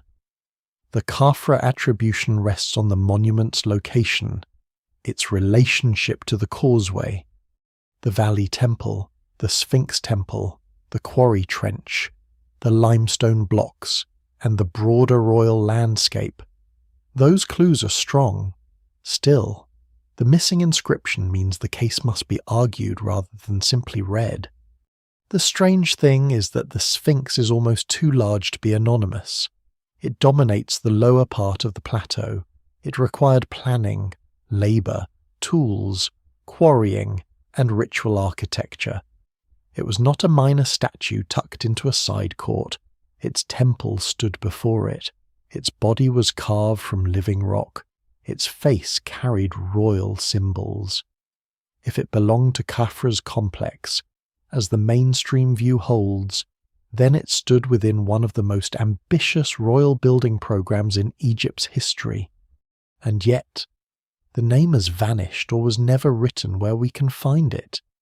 The evidence remains incomplete, and that incompleteness has become part of the monument's identity. There are several ways to think about this silence without turning immediately to fantasy. The first is simple survival.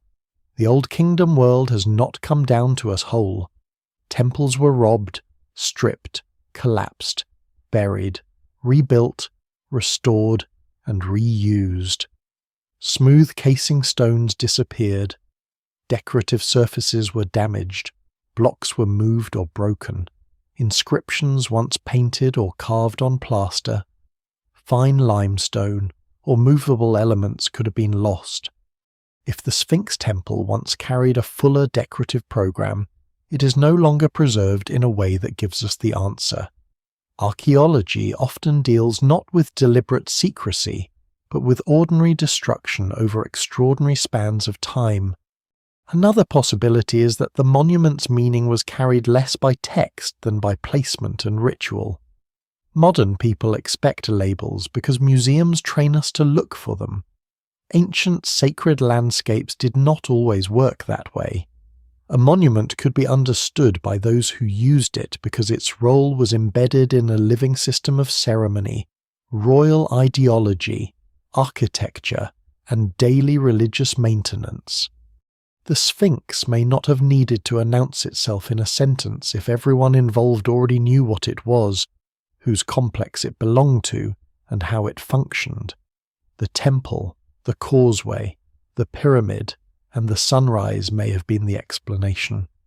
Writing was powerful in Egypt, but it was not the only language available. Still, the silence feels especially sharp because nearby evidence does name Khafre in other contexts.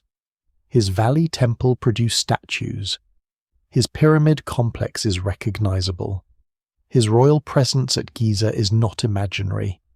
The problem is not that Khafre is absent from the plateau. The problem is that the Sphinx itself does not directly speak his name from the Old Kingdom. This creates a peculiar imbalance the surrounding architecture points toward him. While the monument at the centre remains mute, it is like finding a royal court with the throne still in place, the palace walls intact, the processional road preserved, but no inscription on the seat. This is where alternative theories gain their first foothold. Some propose that the Sphinx was made by Khufu, Khafre's father, perhaps as part of an earlier arrangement of the plateau. Others suggest Jedefre, another royal figure in the 4th dynasty, possibly carving the monument in honour of Khufu or reshaping the landscape before Khafre's project reached its final form. These ideas do not require a lost civilization or an impossibly ancient date. They stay within the 4th dynasty family world, where royal succession, rivalry, memory, and monument building were intensely connected. Scholars still debate these proposals, and none has displaced the Khafre model, but their existence shows that the missing inscription matters even among serious historical arguments. The absence also affects the question of the monument's original name. Today, the term Sphinx comes through the Greek world and later tradition, not from the original builders. Ancient Egyptian names for related forms and later names for the Giza monument do not necessarily tell us what 4th dynasty workers called it. This is easy to overlook because modern names feel natural after repeated use. But the Great Sphinx did not begin life as the Great Sphinx of Giza. It began as something inside the language and religious world of Old Kingdom Egypt, and that first name has slipped away. A name is more than a label. It can reveal function, divinity, royal identity, and ritual meaning. Losing it is like losing the title of a book whose images remain. Later texts help, but they also complicate. New Kingdom kings and priests treated the Sphinx as sacred, restored it, and associated it with solar divinity. Those later records show the monument's power after it had already become ancient. They do not automatically preserve the original intention. A monument can change meaning across 1,000 years. A statue made for one royal purpose can become the dwelling of a god in another age. A buried guardian can become a dream-giving deity. What survives in later writing is valuable, but it must be read as later memory, not as a direct construction report. The missing inscription problem therefore teaches caution. It warns against pretending certainty where the record does not allow it, but it also warns against the opposite mistake, treating every gap as proof of a hidden truth. Ancient evidence is often incomplete. Most of history is missing. The fact that a text has not survived does not mean an impossible story must fill the space. The stronger method is to gather what remains: the limestone layers, the temple blocks, the quarry trench, the causeway, the valley temple, the pyramid, the artistic form, the landscape orientation. These do not shout a name, but they form a pattern. In the case of the Sphinx, that pattern still leads most strongly toward Khafre's Giza. The monument fits his architectural world better than any other known context. The stone relationships are not easily dismissed. The placement beside his causeway and near his valley temple is not accidental in any simple sense. Yet the silence prevents the conclusion from becoming as clean as people might wish. This is why the Sphinx remains such a powerful historical mystery. Not because scholars know nothing, but because they know enough to see the shape of an answer and not enough to carve the final name into stone. At Giza, absence becomes evidence of another kind. The empty place where an inscription should be forces the investigation outward. It makes the land itself speak. The temples become witnesses, the quarry walls become witnesses, the layered limestone becomes a witness, the rising sun, the pyramid behind, and the causeway beside it all become part of the testimony.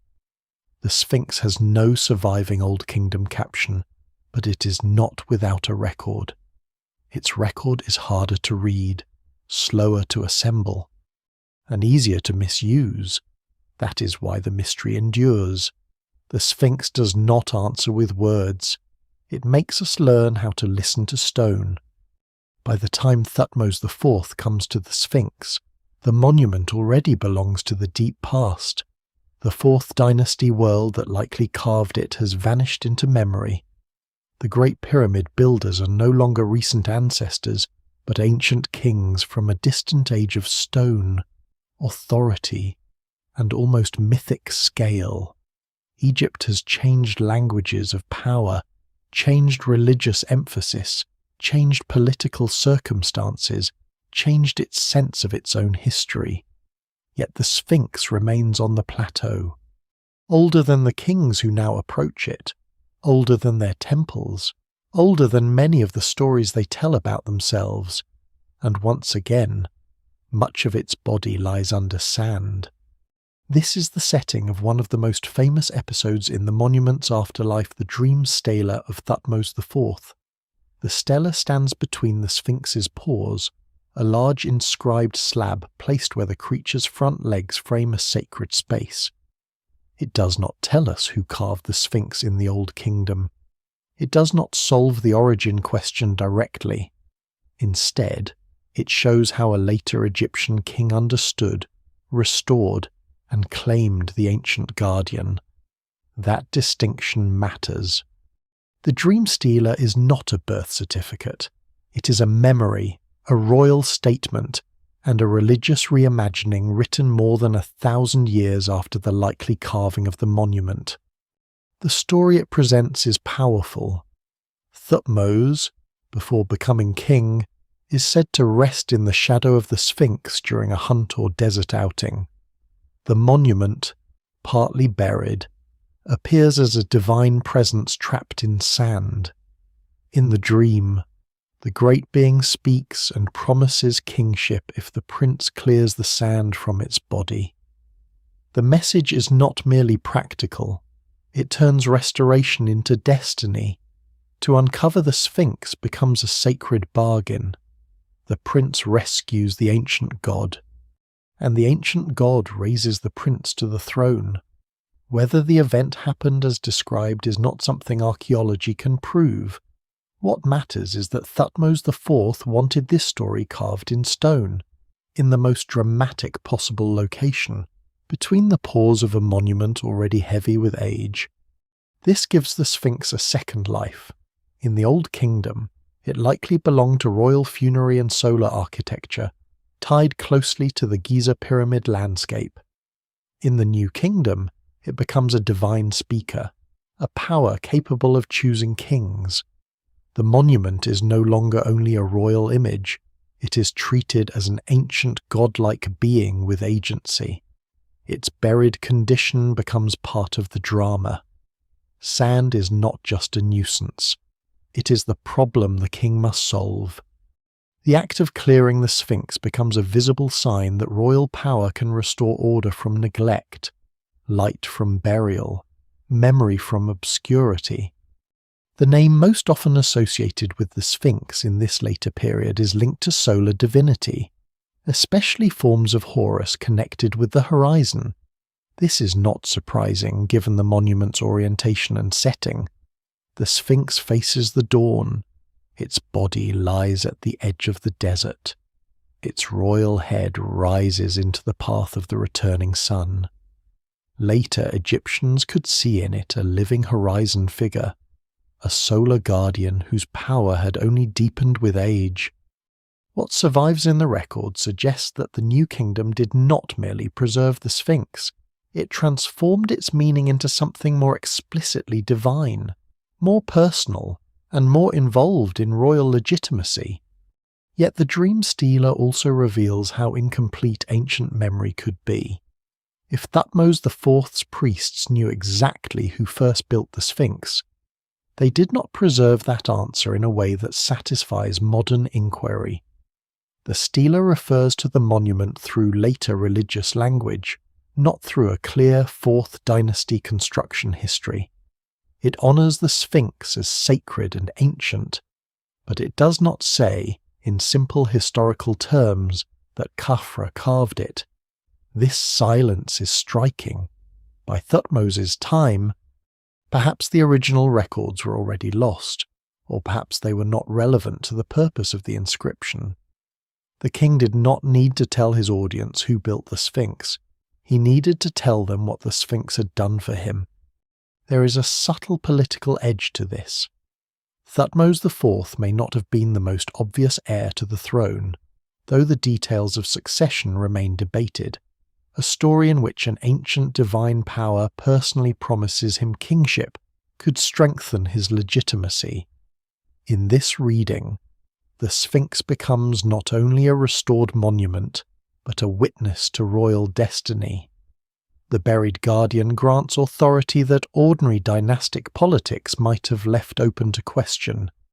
No single explanation fully accounts for the steler's meaning, because it is religious, political, commemorative, and personal all at once. But its placement makes the message unmistakable. The king and the ancient Sphinx are bound together. The stela also tells us something about the condition of the monument. If the story centers on clearing sand, then burial was already a defining feature of the Sphinx's life. The head may have stood visible while the body disappeared. The creature was powerful enough to command reverence, yet vulnerable enough to require rescue. That tension is part of its long history. It is enormous, but not invincible. It is sacred, but not self-preserving. It needs kings, priests, workers, restorers, and later archaeologists to keep the desert from closing over it. Thutmose IV understood this clearly enough to turn maintenance into myth. Around the Sphinx, later New Kingdom activity created a sacred zone of renewed attention. The monument attracted worship, restoration, and royal dedication. Other kings and officials would leave traces of devotion at Giza, treating the ancient plateau as a place where the past still held living power. This is one reason the Sphinx cannot be understood only as a 4th dynasty artifact. Its origin may lie in Khafre's world, but its meaning kept changing. Each age approached it through its own needs. The Old Kingdom may have seen royal solar guardianship. The New Kingdom saw an ancient divine force that could speak through dreams and sanction rule. Later visitors would see a wonder, an oracle, a ruin, a mystery, or a clue to imagined lost histories. The dream stela is therefore one of the most valuable and most dangerous sources for the Sphinx. It is valuable because it proves the monument's sacred importance in the New Kingdom and preserves a rare ancient story connected directly to it. It is dangerous because it tempts readers to treat a later mythic account as a straightforward report about origins. A careful reading must hold both truths together. Thutmose IV gives us a window into how Egyptians more than a millennium after the Pyramid Age experienced the Sphinx. He does not give us the original builder's signature. There is also something deeply human in the scene the stela imagines. A prince rests in the shade of a half-buried ancient monument. The sun is high. The desert is quiet. The head rises above him, colossal and old. Whether or not the dream happened as described, the image captures a real relationship between later Egyptians and their own past. They lived among ruins already ancient to them. They inherited monuments whose makers were distant, whose original meanings could fade, whose presence could still feel overwhelming. The Sphinx was not only a message sent to the future, it was also a mystery to the ancient people who lived after its first age. This is easy to forget. Modern audiences often imagine ancient Egypt as one continuous world, in which everyone understood everything that came before. But Egyptian history lasted so long that its own monuments became archaeological. A New Kingdom king standing before the Sphinx was closer to us in emotional experience than we might expect. He saw a colossal object from a vanished age and tried to claim connection with it. He restored it, named it in his own religious language, and placed his story between its paws. The Sphinx had already become a past that later power needed to interpret. By placing the Dream Stealer there, Thutmose IV changed the monument's voice. The Sphinx still lacked its Old Kingdom inscription, but now it had a later story of burial and revelation. From this point onward, the Sphinx is not only a possible image of Khafre, it is also the god in the sand, the dream giver, the ancient guardian whose silence can be turned into royal speech. The original question remains unanswered, but the afterlife of the monument becomes clearer. The Sphinx survived because later Egyptians did not see it as dead stone. They saw it as a presence worth uncovering, a power worth honouring, and a past still capable of shaping the throne. The body of the Sphinx looks damaged in a way that invites argument. Its flanks are grooved, its surface is uneven, its lower stone has been repeatedly patched, and its enclosure walls carry patterns that seem, at first glance, to demand a story of powerful forces moving across the rock. Some of those forces are obvious. Wind crosses the plateau, sand abrades exposed surfaces, salt crystals grow inside stone pores and pry them apart from within. Rain, though rare in modern Giza, sometimes falls hard enough to run across surfaces and collect in low places. Human hands have also changed the monument again and again, adding masonry repairs, removing unstable blocks, replacing damaged stone, and sometimes making later interpretation more difficult. The Sphinx is not a clean geological sample. It is a wounded monument with 4,500 years of exposure, burial, repair, and misunderstanding written across its body. This is why erosion became one of the most dramatic battlegrounds in the modern Sphinx debate. The mainstream archaeological view places the monument in the 4th dynasty, most likely within Khafre's architectural program. But some researchers and popular writers have argued that the weathering on the Sphinx enclosure looks older, perhaps formed by heavier rainfall before the Old Kingdom, when the climate of northeastern Africa was wetter than today. In the most extreme versions, this claim pushes the Sphinx thousands of years earlier and detaches it from the pyramid builders altogether. The idea is powerful because it seems to make the stone speak against archaeology. If water carved the enclosure long before Khafre, then perhaps the Sphinx is older than Egypt itself. That is the tempting leap. It is also where caution becomes essential. There was indeed a greener Sahara in the deep past. North Africa has not always been the dry world familiar today. During wetter periods of the early and middle Holocene, lakes, grasslands, animals, and human communities occupied areas that are now desert.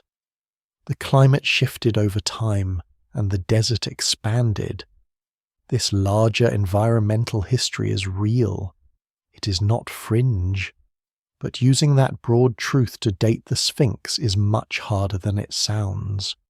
Weathering is not a simple clock. Water, wind, salt, stone quality, burial, exposure, drainage, quarry cuts, later repairs, and local microclimates all interact. A wall of soft limestone can erode deeply in one place, while harder stone nearby survives better. A surface exposed above sand can weather differently from a buried surface. A hollow cut into bedrock can collect runoff in ways that surrounding open ground does not. The evidence remains incomplete because the monument has never had one single, unchanged exposure history. The limestone itself complicates everything. The Sphinx enclosure cuts through layers of very different strength. Some beds are weak and marly, more vulnerable to decay, others resist erosion more strongly. When water moves over such layered rock, it can exaggerate natural differences. When wind-blown sand strikes it, it does the same. When salt crystallizes inside the pores, it attacks weaker beds with particular cruelty. The result can look dramatic without requiring a vastly older date.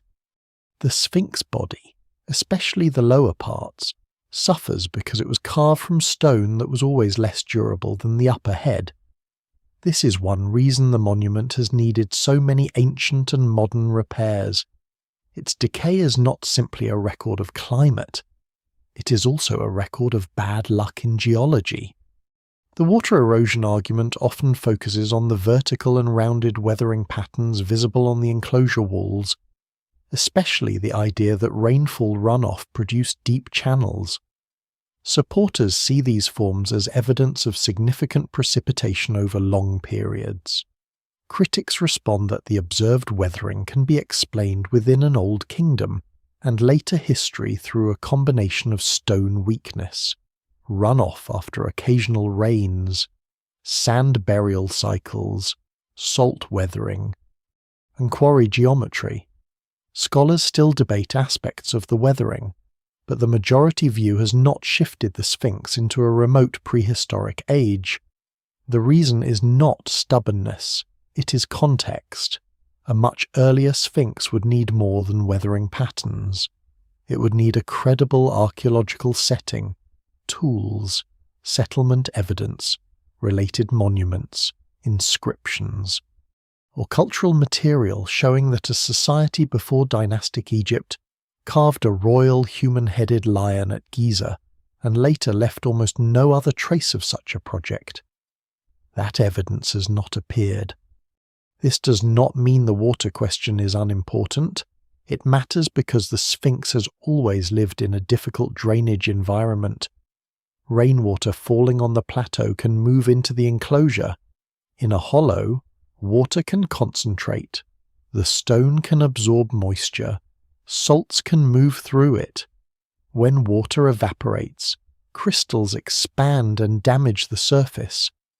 The monument's decay is therefore not only about ancient climate, but about present and future survival. Conservation teams are not merely preserving a sculpture from the past, they are managing a living geological problem.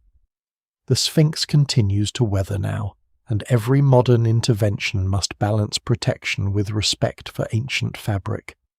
There is a lesser-known irony here. The same enclosure that allows scholars to study the Sphinx's carving also helps trap the processes that damage it. The builders cut down around the monument to free the lion from the bedrock. That hollow then caught sand for centuries, burying the body. It could also channel water, hold moisture, and create local decay conditions. The architecture of making became the architecture of vulnerability. What created the Sphinx also helped endanger it. No single explanation fully accounts for every groove and scar, but the monument's form itself is part of the answer. Popular theories often prefer a cleaner drama: either the Sphinx is exactly what mainstream Egyptology says, or it is a relic of a lost world before the pharaohs. The real picture is more interesting and less tidy. The mainstream Old Kingdom date is strong because the monument sits in a network of 4th dynasty architecture and quarry relationships. At the same time, the Sphinx has endured natural and human processes that are complex enough to keep specialists arguing over details. Its surface is not a simple illustration in a textbook. It is a battlefield of limestone layers, water paths, salt growth, sand abrasion, restoration blocks, ancient exposure, modern exposure, and interpretive desire. The desire matters. The Sphinx attracts older date theories because it feels older than its own evidence. Its face is damaged. Its body is low and eroded. Its earliest direct texts are missing. Its image is strange enough to seem out of place even in a civilization that made pyramids. When people see deep weathering, They attempted to give the monument more time, as if only extreme age could explain its condition. But Egypt's old kingdom is already ancient enough to hold great mystery. A monument built around 2500 BC has still stood through more than 45 centuries of environmental change, dynastic collapse, conquest, abandonment, worship, sand burial, clearance, restoration, and modern exposure. It does not need to be 10,000 years old to be astonishing. The erosion debate also reveals something about how archaeology works at its best. It does not treat stone, text, architecture, and climate as separate subjects. It asks them to constrain one another. Geologists examine weathering. Archaeologists examine context. Egyptologists examine royal iconography and temple relationships. Conservators examine decay mechanisms. Surveyors map the enclosure. Each field sees part of the truth, and the strongest conclusions come when the parts fit together. In the case of the Sphinx, the weathering remains a real subject of study, but it has not broken the monument free from Khafre's world. So the scars of the Sphinx do not solve the mystery by themselves, they deepen it. They remind us that stone is not eternal in the simple way monuments want us to believe. Limestone breathes moisture, sheds grains, cracks, flakes, and loses its surface. It remembers rain differently from wind, salt differently from sand, burial differently from exposure. The Sphinx's body is a record of all those forces, but the record is smudged, layered, and partly overwritten by human repair. To read it honestly is to resist both easy dismissal and easy wonder. The grooves are real, the decay is real, the debate is real, but the leap to a lost prehistoric civilization remains unsupported. For now, the weathered lion still belongs most convincingly to the Pyramid Age, even as its battered stone keeps asking how much of its story has been washed, blown, and broken away. Once the Sphinx refuses to give its builder in writing, imagination rushes toward the opening. This is almost inevitable. A colossal lion with a damaged royal face, carved from bedrock, half buried for long ages, standing beside pyramids whose own construction still overwhelms the mind, is not the kind of monument that remains politely inside narrow debate. It attracts stories.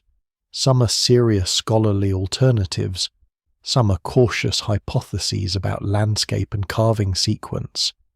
Others move quickly into lost civilizations, secret chambers, Atlantean memories, hidden codes, or prehistoric wisdom concealed beneath the pores.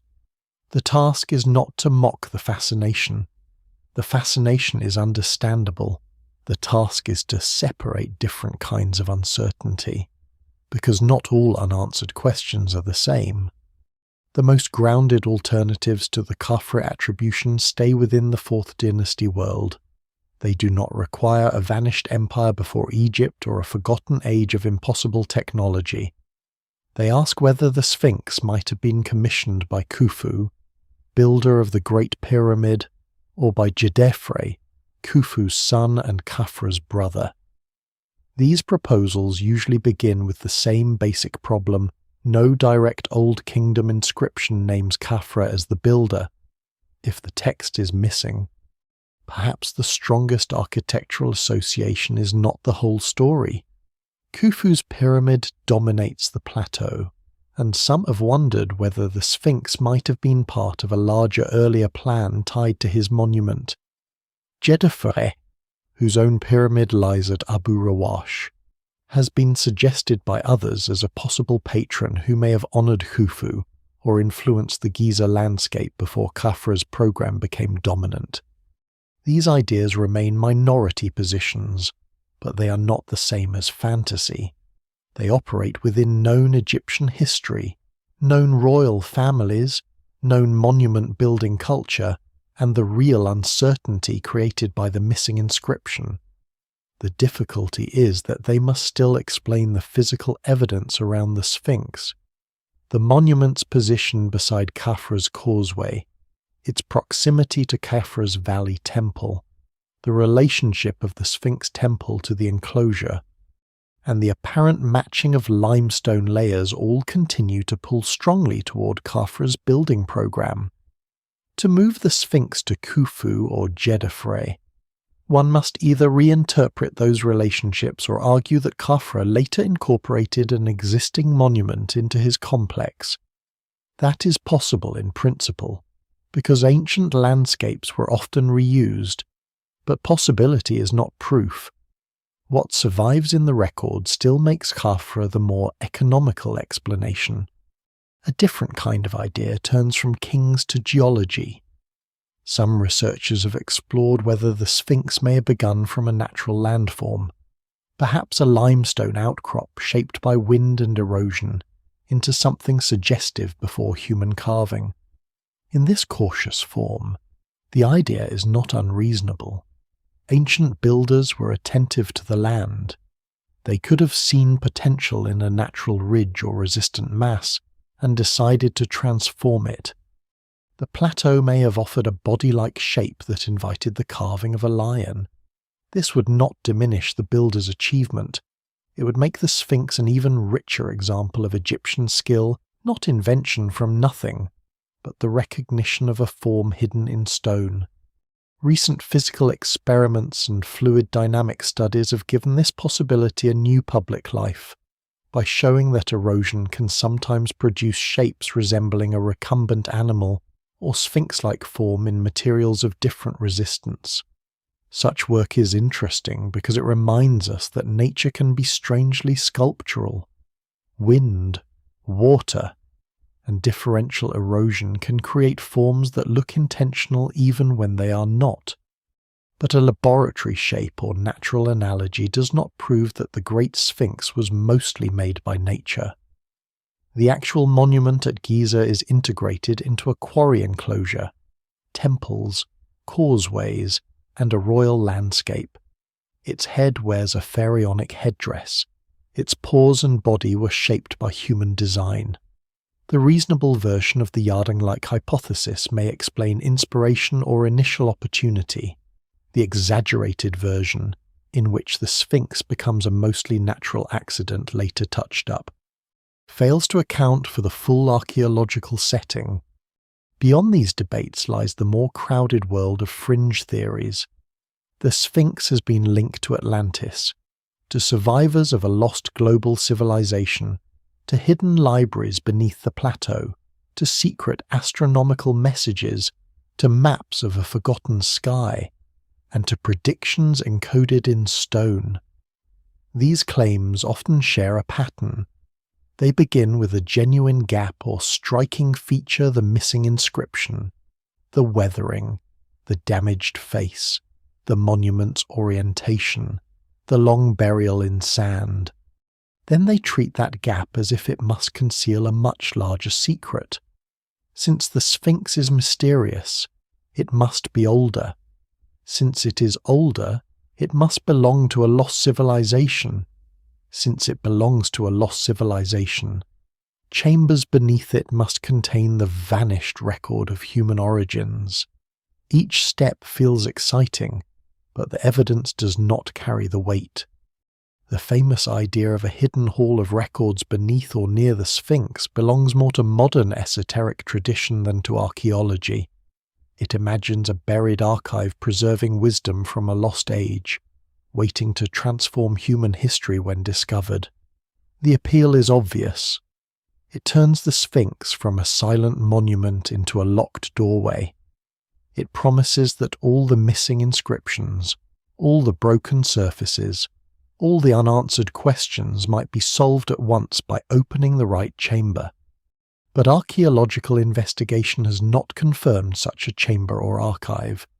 Subsurface surveys at Giza have detected anomalies, voids, cracks, modern disturbances, natural features, and architectural remains in different contexts, as one would expect in a heavily built and weathered ancient landscape. An anomaly is not a library. A reflection in ground-penetrating radar is not a lost civilization.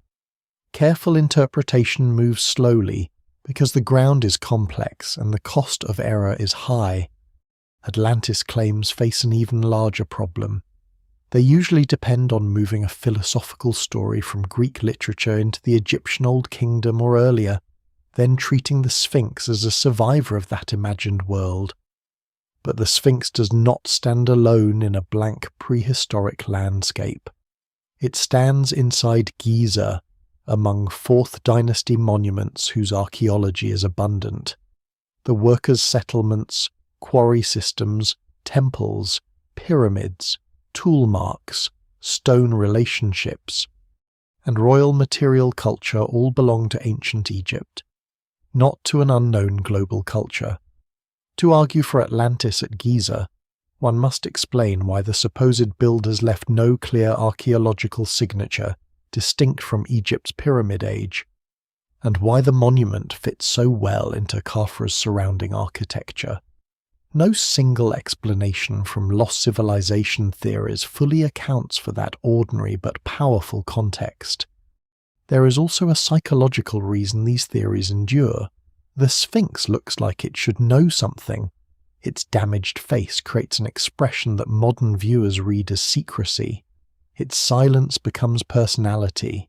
Its buried history becomes intention. People project concealment onto it because so much is missing. But time destroys evidence without needing to hide it. Sand buries monuments without choosing secrets. Limestone erodes without preserving mysteries for chosen generations. The fact that the Sphinx withholds certainty does not mean it is guarding a revelation. It may simply be what many ancient monuments are, a survivor from a world whose records were never complete and whose meanings changed as centuries passed. The grounded mystery is already large enough. A royal lion carved from bedrock, probably in Khafre's Giza, but not explicitly named by surviving Old Kingdom text, later buried and reimagined as a divine solar being, repeatedly restored, debated by geologists and archaeologists, and now studied with modern scanning technology. This is not a small story. It does not become less powerful when unsupported claims are set aside. In fact, it becomes more powerful. Because the real Sphinx belongs to human history rather than escape from it. Its makers did not need supernatural knowledge or vanished machines. They needed a state capable of organizing labor, a religious imagination capable of fusing king and lion, and a landscape where stone could be turned into eternity. The fringe legends will probably never disappear. The Sphinx is too famous, too damaged, and too silent for that. But the strongest path through the mystery is not the one that leaps farthest from the evidence. It is the one that listens most carefully to every kind of evidence at once, the natural outcrop that may have invited carving, the 4th Dynasty kings who shaped the plateau, the temple blocks that seem to remember the enclosure, the missing inscription that keeps the question open, and the later dreams that turned an Old Kingdom monument into a speaking god. The Sphinx does not need Atlantis to be mysterious. Its real mystery is harder, slower, and more haunting, a monument almost certainly born in ancient Egypt's Pyramid Age, yet still refusing to give back the exact words of its beginning. The Sphinx has survived so long that survival itself can look effortless. From a distance, the monument seems inevitable, as if a creature that has endured since the Pyramid Age must possess some special resistance to time. But the closer one looks, the more fragile it becomes. The Great Sphinx is not a single unbroken block of eternal stone. It is a vulnerable body of layered limestone, repeatedly cracked, patched, refaced, exposed, buried, cleared, repaired, studied, and argued over. Its endurance is real, but it has not been passive. The Sphinx survives because generations have intervened, sometimes carefully, sometimes clumsily, sometimes with religious devotion, sometimes with archaeological concern, and sometimes with the imperfect methods of their own age. Ancient repairs are part of the monument's history from surprisingly early times. The lower body, cut through weaker limestone beds, did not wait until the modern era to deteriorate. Egyptians themselves recognized damage and added masonry to protect or reshape vulnerable surfaces. Later restorers placed stone blocks along parts of the body, chest, paws, and flanks, trying to stabilize what the original geology could not preserve. These repairs can be frustrating for modern scholars because they cover original surfaces and complicate interpretation. Yet without them, more of the monument might have been lost. Restoration is always a bargain with time. It saves some evidence while altering other evidence. The Sphinx is full of such bargains. The paws are among the clearest examples. They appear monumental and formal, but what the visitor sees today is not simply the untouched Old Kingdom carving. The front of the Sphinx has been rebuilt, reinforced, and repaired across centuries. The paws have received masonry casing and restoration blocks, some ancient and some more recent. The body has similarly been covered in places by stonework added to preserve the form, as the weaker limestone behind it decayed. This means the Sphinx is not only a 4th dynasty sculpture, it is also a record of New Kingdom devotion, later maintenance, modern conservation, and changing ideas about how to protect ancient stone. The head, carved from harder limestone, survived differently. It remained visible during long periods when the body was buried in sand, so it became the monument's most familiar and most exposed feature. This is another irony of preservation. Sand hid the body and may have protected parts of it from some kinds of weathering, but it also trapped moisture and salts in damaging ways. Exposure allowed the head to remain present in memory, drawings, worship, and legend, but left it open to wind, temperature changes, and human damage. No condition was purely safe. Burial preserved and endangered. Exposure revealed and destroyed. The Sphinx has always lived between those two dangers. Modern conservation brought new tools, but not simple answers. When archaeologists and engineers began clearing, mapping, and stabilizing the monument more systematically, they inherited not a clean ancient statue but a layered patient with many previous treatments. Some earlier restoration campaigns used materials or methods that later specialists considered problematic. Harder stones could trap moisture behind them. Cement-like repairs could behave differently from limestone. Blocks added to protect the body could alter drainage or hide decay. Every intervention changed the monument's physical behavior. Conservators had to ask not only what was original, but what was keeping the Sphinx alive. Water has become one of the most important modern concerns. In a desert, this may sound unexpected, but deserts can be cruel precisely because moisture arrives irregularly and evaporates intensely. Rainwater can run across the plateau and into the Sphinx enclosure. Groundwater and rising damp can move salts through stone. When water evaporates, salt crystals grow and push against the limestone from within. The surface flakes, powders, and breaks away. Air pollution, visitor pressure, vibration, and the urban growth around Cairo add further stress. The Sphinx no longer stands in an empty desert world. It stands near one of the largest urban regions on Earth, exposed not only to ancient wind but to modern atmosphere. This is why modern survey work matters so much. The Sphinx is not only photographed, it is measured. Archaeologists and conservation teams have used detailed mapping, photogrammetry, laser scanning, drone imaging and geological recording to create a more precise understanding of the monument and its setting. Earlier projects produced measured drawings that became crucial records of stone condition, ancient repairs, and structural features.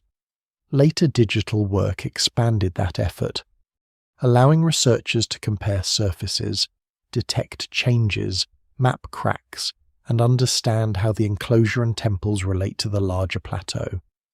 The goal is not only to solve the ancient mystery of who built it, it is also to keep the monument from losing more of the evidence it still contains. Ground-penetrating radar adds another layer to this modern listening. Radar cannot magically reveal history in perfect images, but it can detect contrast beneath the surface voids, walls, disturbed ground, foundations, fractures, buried features, or changes in material. Around a place like the Sphinx, where centuries of construction, restoration, collapse, and natural processes overlap, such signals must be interpreted with great caution. A reflection underground is not automatically a chamber. A straight line is not automatically a secret passage. The ground at Giza is complex, and the Sphinx's surroundings have been worked, repaired, and altered for thousands of years. One recent line of investigation began with a practical mystery: where did the water go? After rainfall, water near the Sphinx and its temple complex did not always behave as expected. In particular, attention focused on drainage patterns around the southeastern area of the Sphinx Temple, where water seemed to disappear into or beneath the ancient structure. Modern survey teams used radar and mapping to examine what might lie below. The results suggested subsurface features with forms that could be artificial, including reflections at depth and patterns that may relate to built stone, foundation work, or water management features. The interpretation remained cautious. The more responsible reading was not a hidden hall or a secret tunnel, but the possibility of ancient engineering connected to drainage, foundations, or protection against water. This kind of discovery is less sensational than a buried library, but it is more important for the real Sphinx. It shows that the monument and its temples were not only symbolic objects, they were physical structures that had to deal with water, slope, bedrock, and erosion. If ancient builders or later restorers created features to manage runoff or support vulnerable areas, those features are part of the monument's life story. They reveal practical intelligence beneath sacred architecture. They also remind us that modern technology does not replace archaeology, it extends the questions. Radar can point to anomalies, but excavation, comparison, geology, and context must decide what those anomalies mean. The difficulty of preserving the Sphinx lies in this combination of scale and delicacy. It is enormous, yet individual flakes of limestone matter. It is famous, yet fame brings pressure. It is ancient, yet modern conditions affect it every day. It has been restored many times, yet restoration can become another source of uncertainty. The monument cannot be placed indoors or sealed away from the world. Its meaning depends on its landscape, the horizon, the pyramid, the temple, the desert edge, the open sky. To protect it completely would be to remove it from what it is. To leave it alone would be to let decay continue. Conservation, therefore, becomes a long negotiation between preservation and presence. There is a sobering truth here. The Sphinx has already lost more than we can see. The original surface of much of the body is gone. The nose is gone. The beard is broken away. Paint, if once present, has almost vanished. Inscriptions that might have existed in nearby architecture are lost. Temple decoration, if completed, has not survived in the way we need. Each missing piece narrows what can be known. Yet enough remains to justify the care. The Sphinx still holds its form. It still carries the royal head, the lion body, the enclosure, the temple relationship, the geological layers, and the physical connection to Giza's pyramid age. So damage is not merely the enemy of the Sphinx's story, it is part of the story. Every crack asks what the limestone has endured. Every repair asks who cared enough to intervene. Every missing surface asks what was once visible. Every modern survey asks whether the ground still remembers something the texts forgot. The Sphinx survives not as a perfect monument, but as a wounded witness. Its body has been broken, patched, buried, cleared, scanned, and protected, and still, each morning, it faces the east, carrying both the ambition of its builders and the long cost of remaining in the world. When all the clues are gathered, the mystery of the Great Sphinx becomes clearer, but not smaller. It is tempting to treat the question of its builder as a courtroom drama, waiting for one final piece of evidence to end the case forever. A cartouche beneath the paw, a hidden inscription under the temple floor, a chamber with the name of a king carved on its wall. Yet the real investigation has never been that simple. The Sphinx stands in a world where the most important written sentence is missing, but everything around it still speaks. The monument has no surviving Old Kingdom label naming its maker, but the plateau, the stone, the temples, the causeway, and the quarry all lean in the same direction. They do not whisper a fantasy, they whisper Giza, 4th dynasty, royal power, and most likely Khafre. This is the strongest grounded answer. The Great Sphinx was probably carved during the age of the pyramid builders, very likely as part of Khafre's monumental landscape. The case is cumulative. The Sphinx lies beside Khafre's causeway and near his valley temple. Its own temple stands directly before it, made of massive limestone blocks that appear connected to the layers removed from the Sphinx enclosure. The monument is not a stray object dropped onto the plateau. It is physically and spatially woven into the architecture around it. The Valley Temple, Sphinx Temple, Quarry Trench, Pyramid, and Causeway form a pattern that is difficult to explain away. No single clue proves everything alone, but together they create a powerful archaeological argument. At the same time, the question cannot honestly be closed with the confidence of an ancient signature. Scholars still debate details because the evidence remains incomplete. The face is damaged. The original name is lost. The earliest inscriptions do not tell the story we want. The Sphinx Temple does not preserve the clear decorative program or dedication that might settle the matter. Later texts, especially the Dream Stealer of Thutmose IV, reveal how Egyptians more than 1,000 years later understood the Sphinx as a sacred solar power. But they do not function as eyewitness reports from the moment of carving. The monument is therefore not an empty mystery. It is a heavily evidenced mystery with a missing centre. This distinction matters because the Sphinx is often pulled between two extremes. One extreme makes it too simple. Khafre built it, and there is nothing more to say. The other extreme makes it too unmoored because no inscription survives. Nearly anything becomes possible. A lost civilization, a forgotten global archive, Atlantis beneath the paws, a second Sphinx waiting under the sand. The more careful path is harder and more rewarding. It accepts that Khafre's world best explains the monument, while also admitting that some questions remain unresolved. Archaeology does not become weaker when it acknowledges uncertainty. It becomes stronger because it refuses to confuse probability with absolute proof. The alternative 4th dynasty proposals, such as Khufu or Jedefre, remain part of the conversation because they arise from a real gap.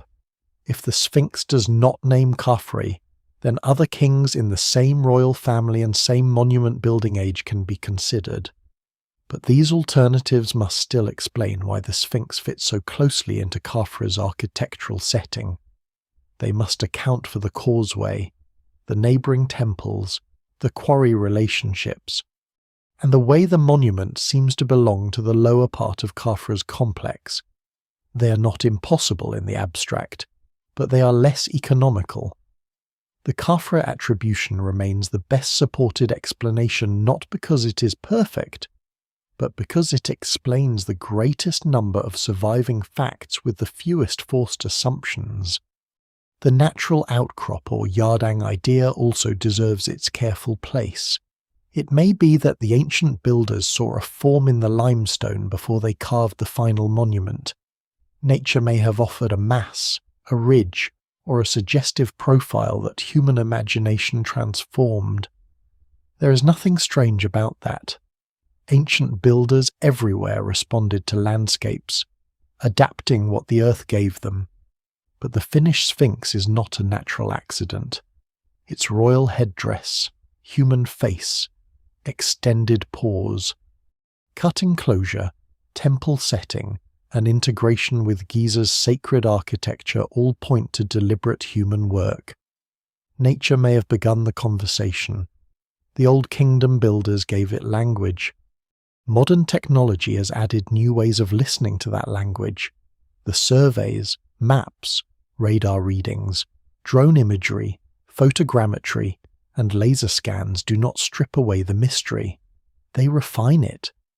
The recent ground-penetrating radar work around the Sphinx Temple, prompted by the practical problem of where water disappeared after rainfall, is a good example. Subsurface reflections and possible built features beneath or near the temple are intriguing, but the cautious interpretation points toward foundations, drainage, reinforcement, or water management structures rather than secret tunnels or hidden archives. This is exactly how real discovery often looks. Not a door suddenly opening into legend, but a technical clue showing that ancient builders and later restorers understood the physical dangers of water, slope, and stone. That caution is especially important in an age when rumours travel faster than evidence. Claims of a second Sphinx at Giza, hidden underground or newly found by radar, have attracted attention because they sound like the perfect sequel to the old mystery, but attention is not confirmation. Without verified excavation, peer-reviewed analysis, clear archaeological context, and official documentation, such claims remain speculation. A radar anomaly is not a monument. A suggestive shape is not a second guardian. The history of Giza deserves wonder, but it also deserves discipline. The real Sphinx has already given us enough without inventing another one beneath it. And still, the monument keeps its final reserve. We can say that it most likely belongs to the Old Kingdom. We can say that Khafre's reign remains the strongest context.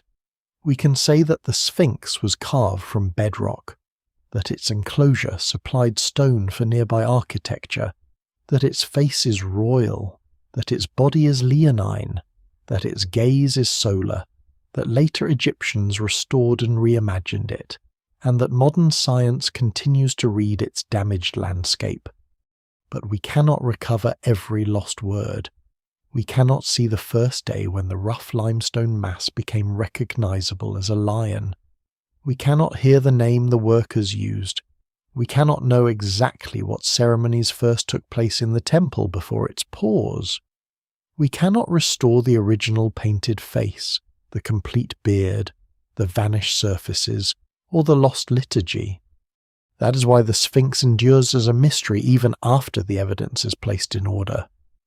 The mystery is not simply ignorance. It is the distance between what stone preserves and what time removes. The Great Sphinx is not silent because it has nothing to say. It is silent because its language is not a sentence. It is a landscape of clues, a cut in the bedrock, a temple of matching layers, a royal face without a secure name, a lion body damaged by geology, a later dream carved between the pores, a modern radar reflection beneath ancient stone, and a horizon that still receives the dawn. The answer is not hidden in one secret chamber. It is spread across the plateau, waiting to be read slowly, and perhaps that is fitting. A monument made to guard eternity was never going to surrender itself all at once. The Sphinx remains at the edge of the desert, where the green world of the Nile once met the pale stone of the dead. Morning comes over Giza as it always has, not with explanation, but with light.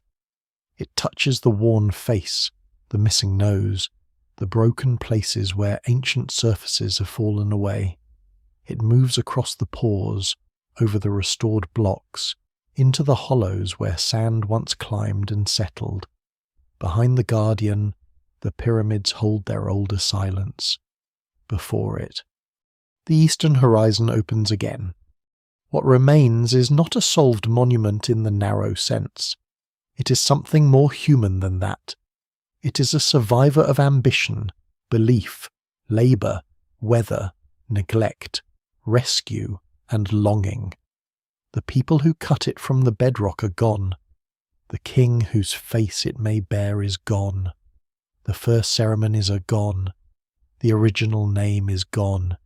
Even the bright skin of the stone, if paint once gave it sharper life, has faded into the colour of the plateau.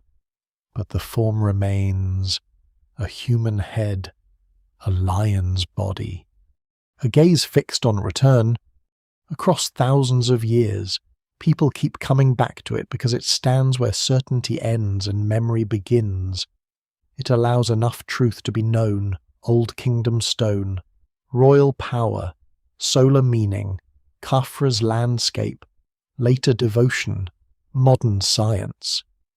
But it keeps enough hidden to remind us that the past is never fully ours. History is not a chamber we open once and empty of its contents. It is a field of fragments, and sometimes the largest fragment is the one that asks the quietest question. The Great Sphinx does not need to be older than Egypt to feel ancient beyond measure. It does not need a lost civilization beneath it to carry the weight of disappearance. Its real story is already vast, a society powerful enough to carve a guardian from living rock, and time powerful enough to erase the words that should have explained it. Between those two forces, the monument still watches the sun rise, and as the desert brightens, the face remains unreadable, not because it is empty, but because it has outlived almost everything that could translate it. The stone remembers the work, the temples remember the plan, the horizon remembers the purpose. The rest is silence, and in that silence, the lion waits.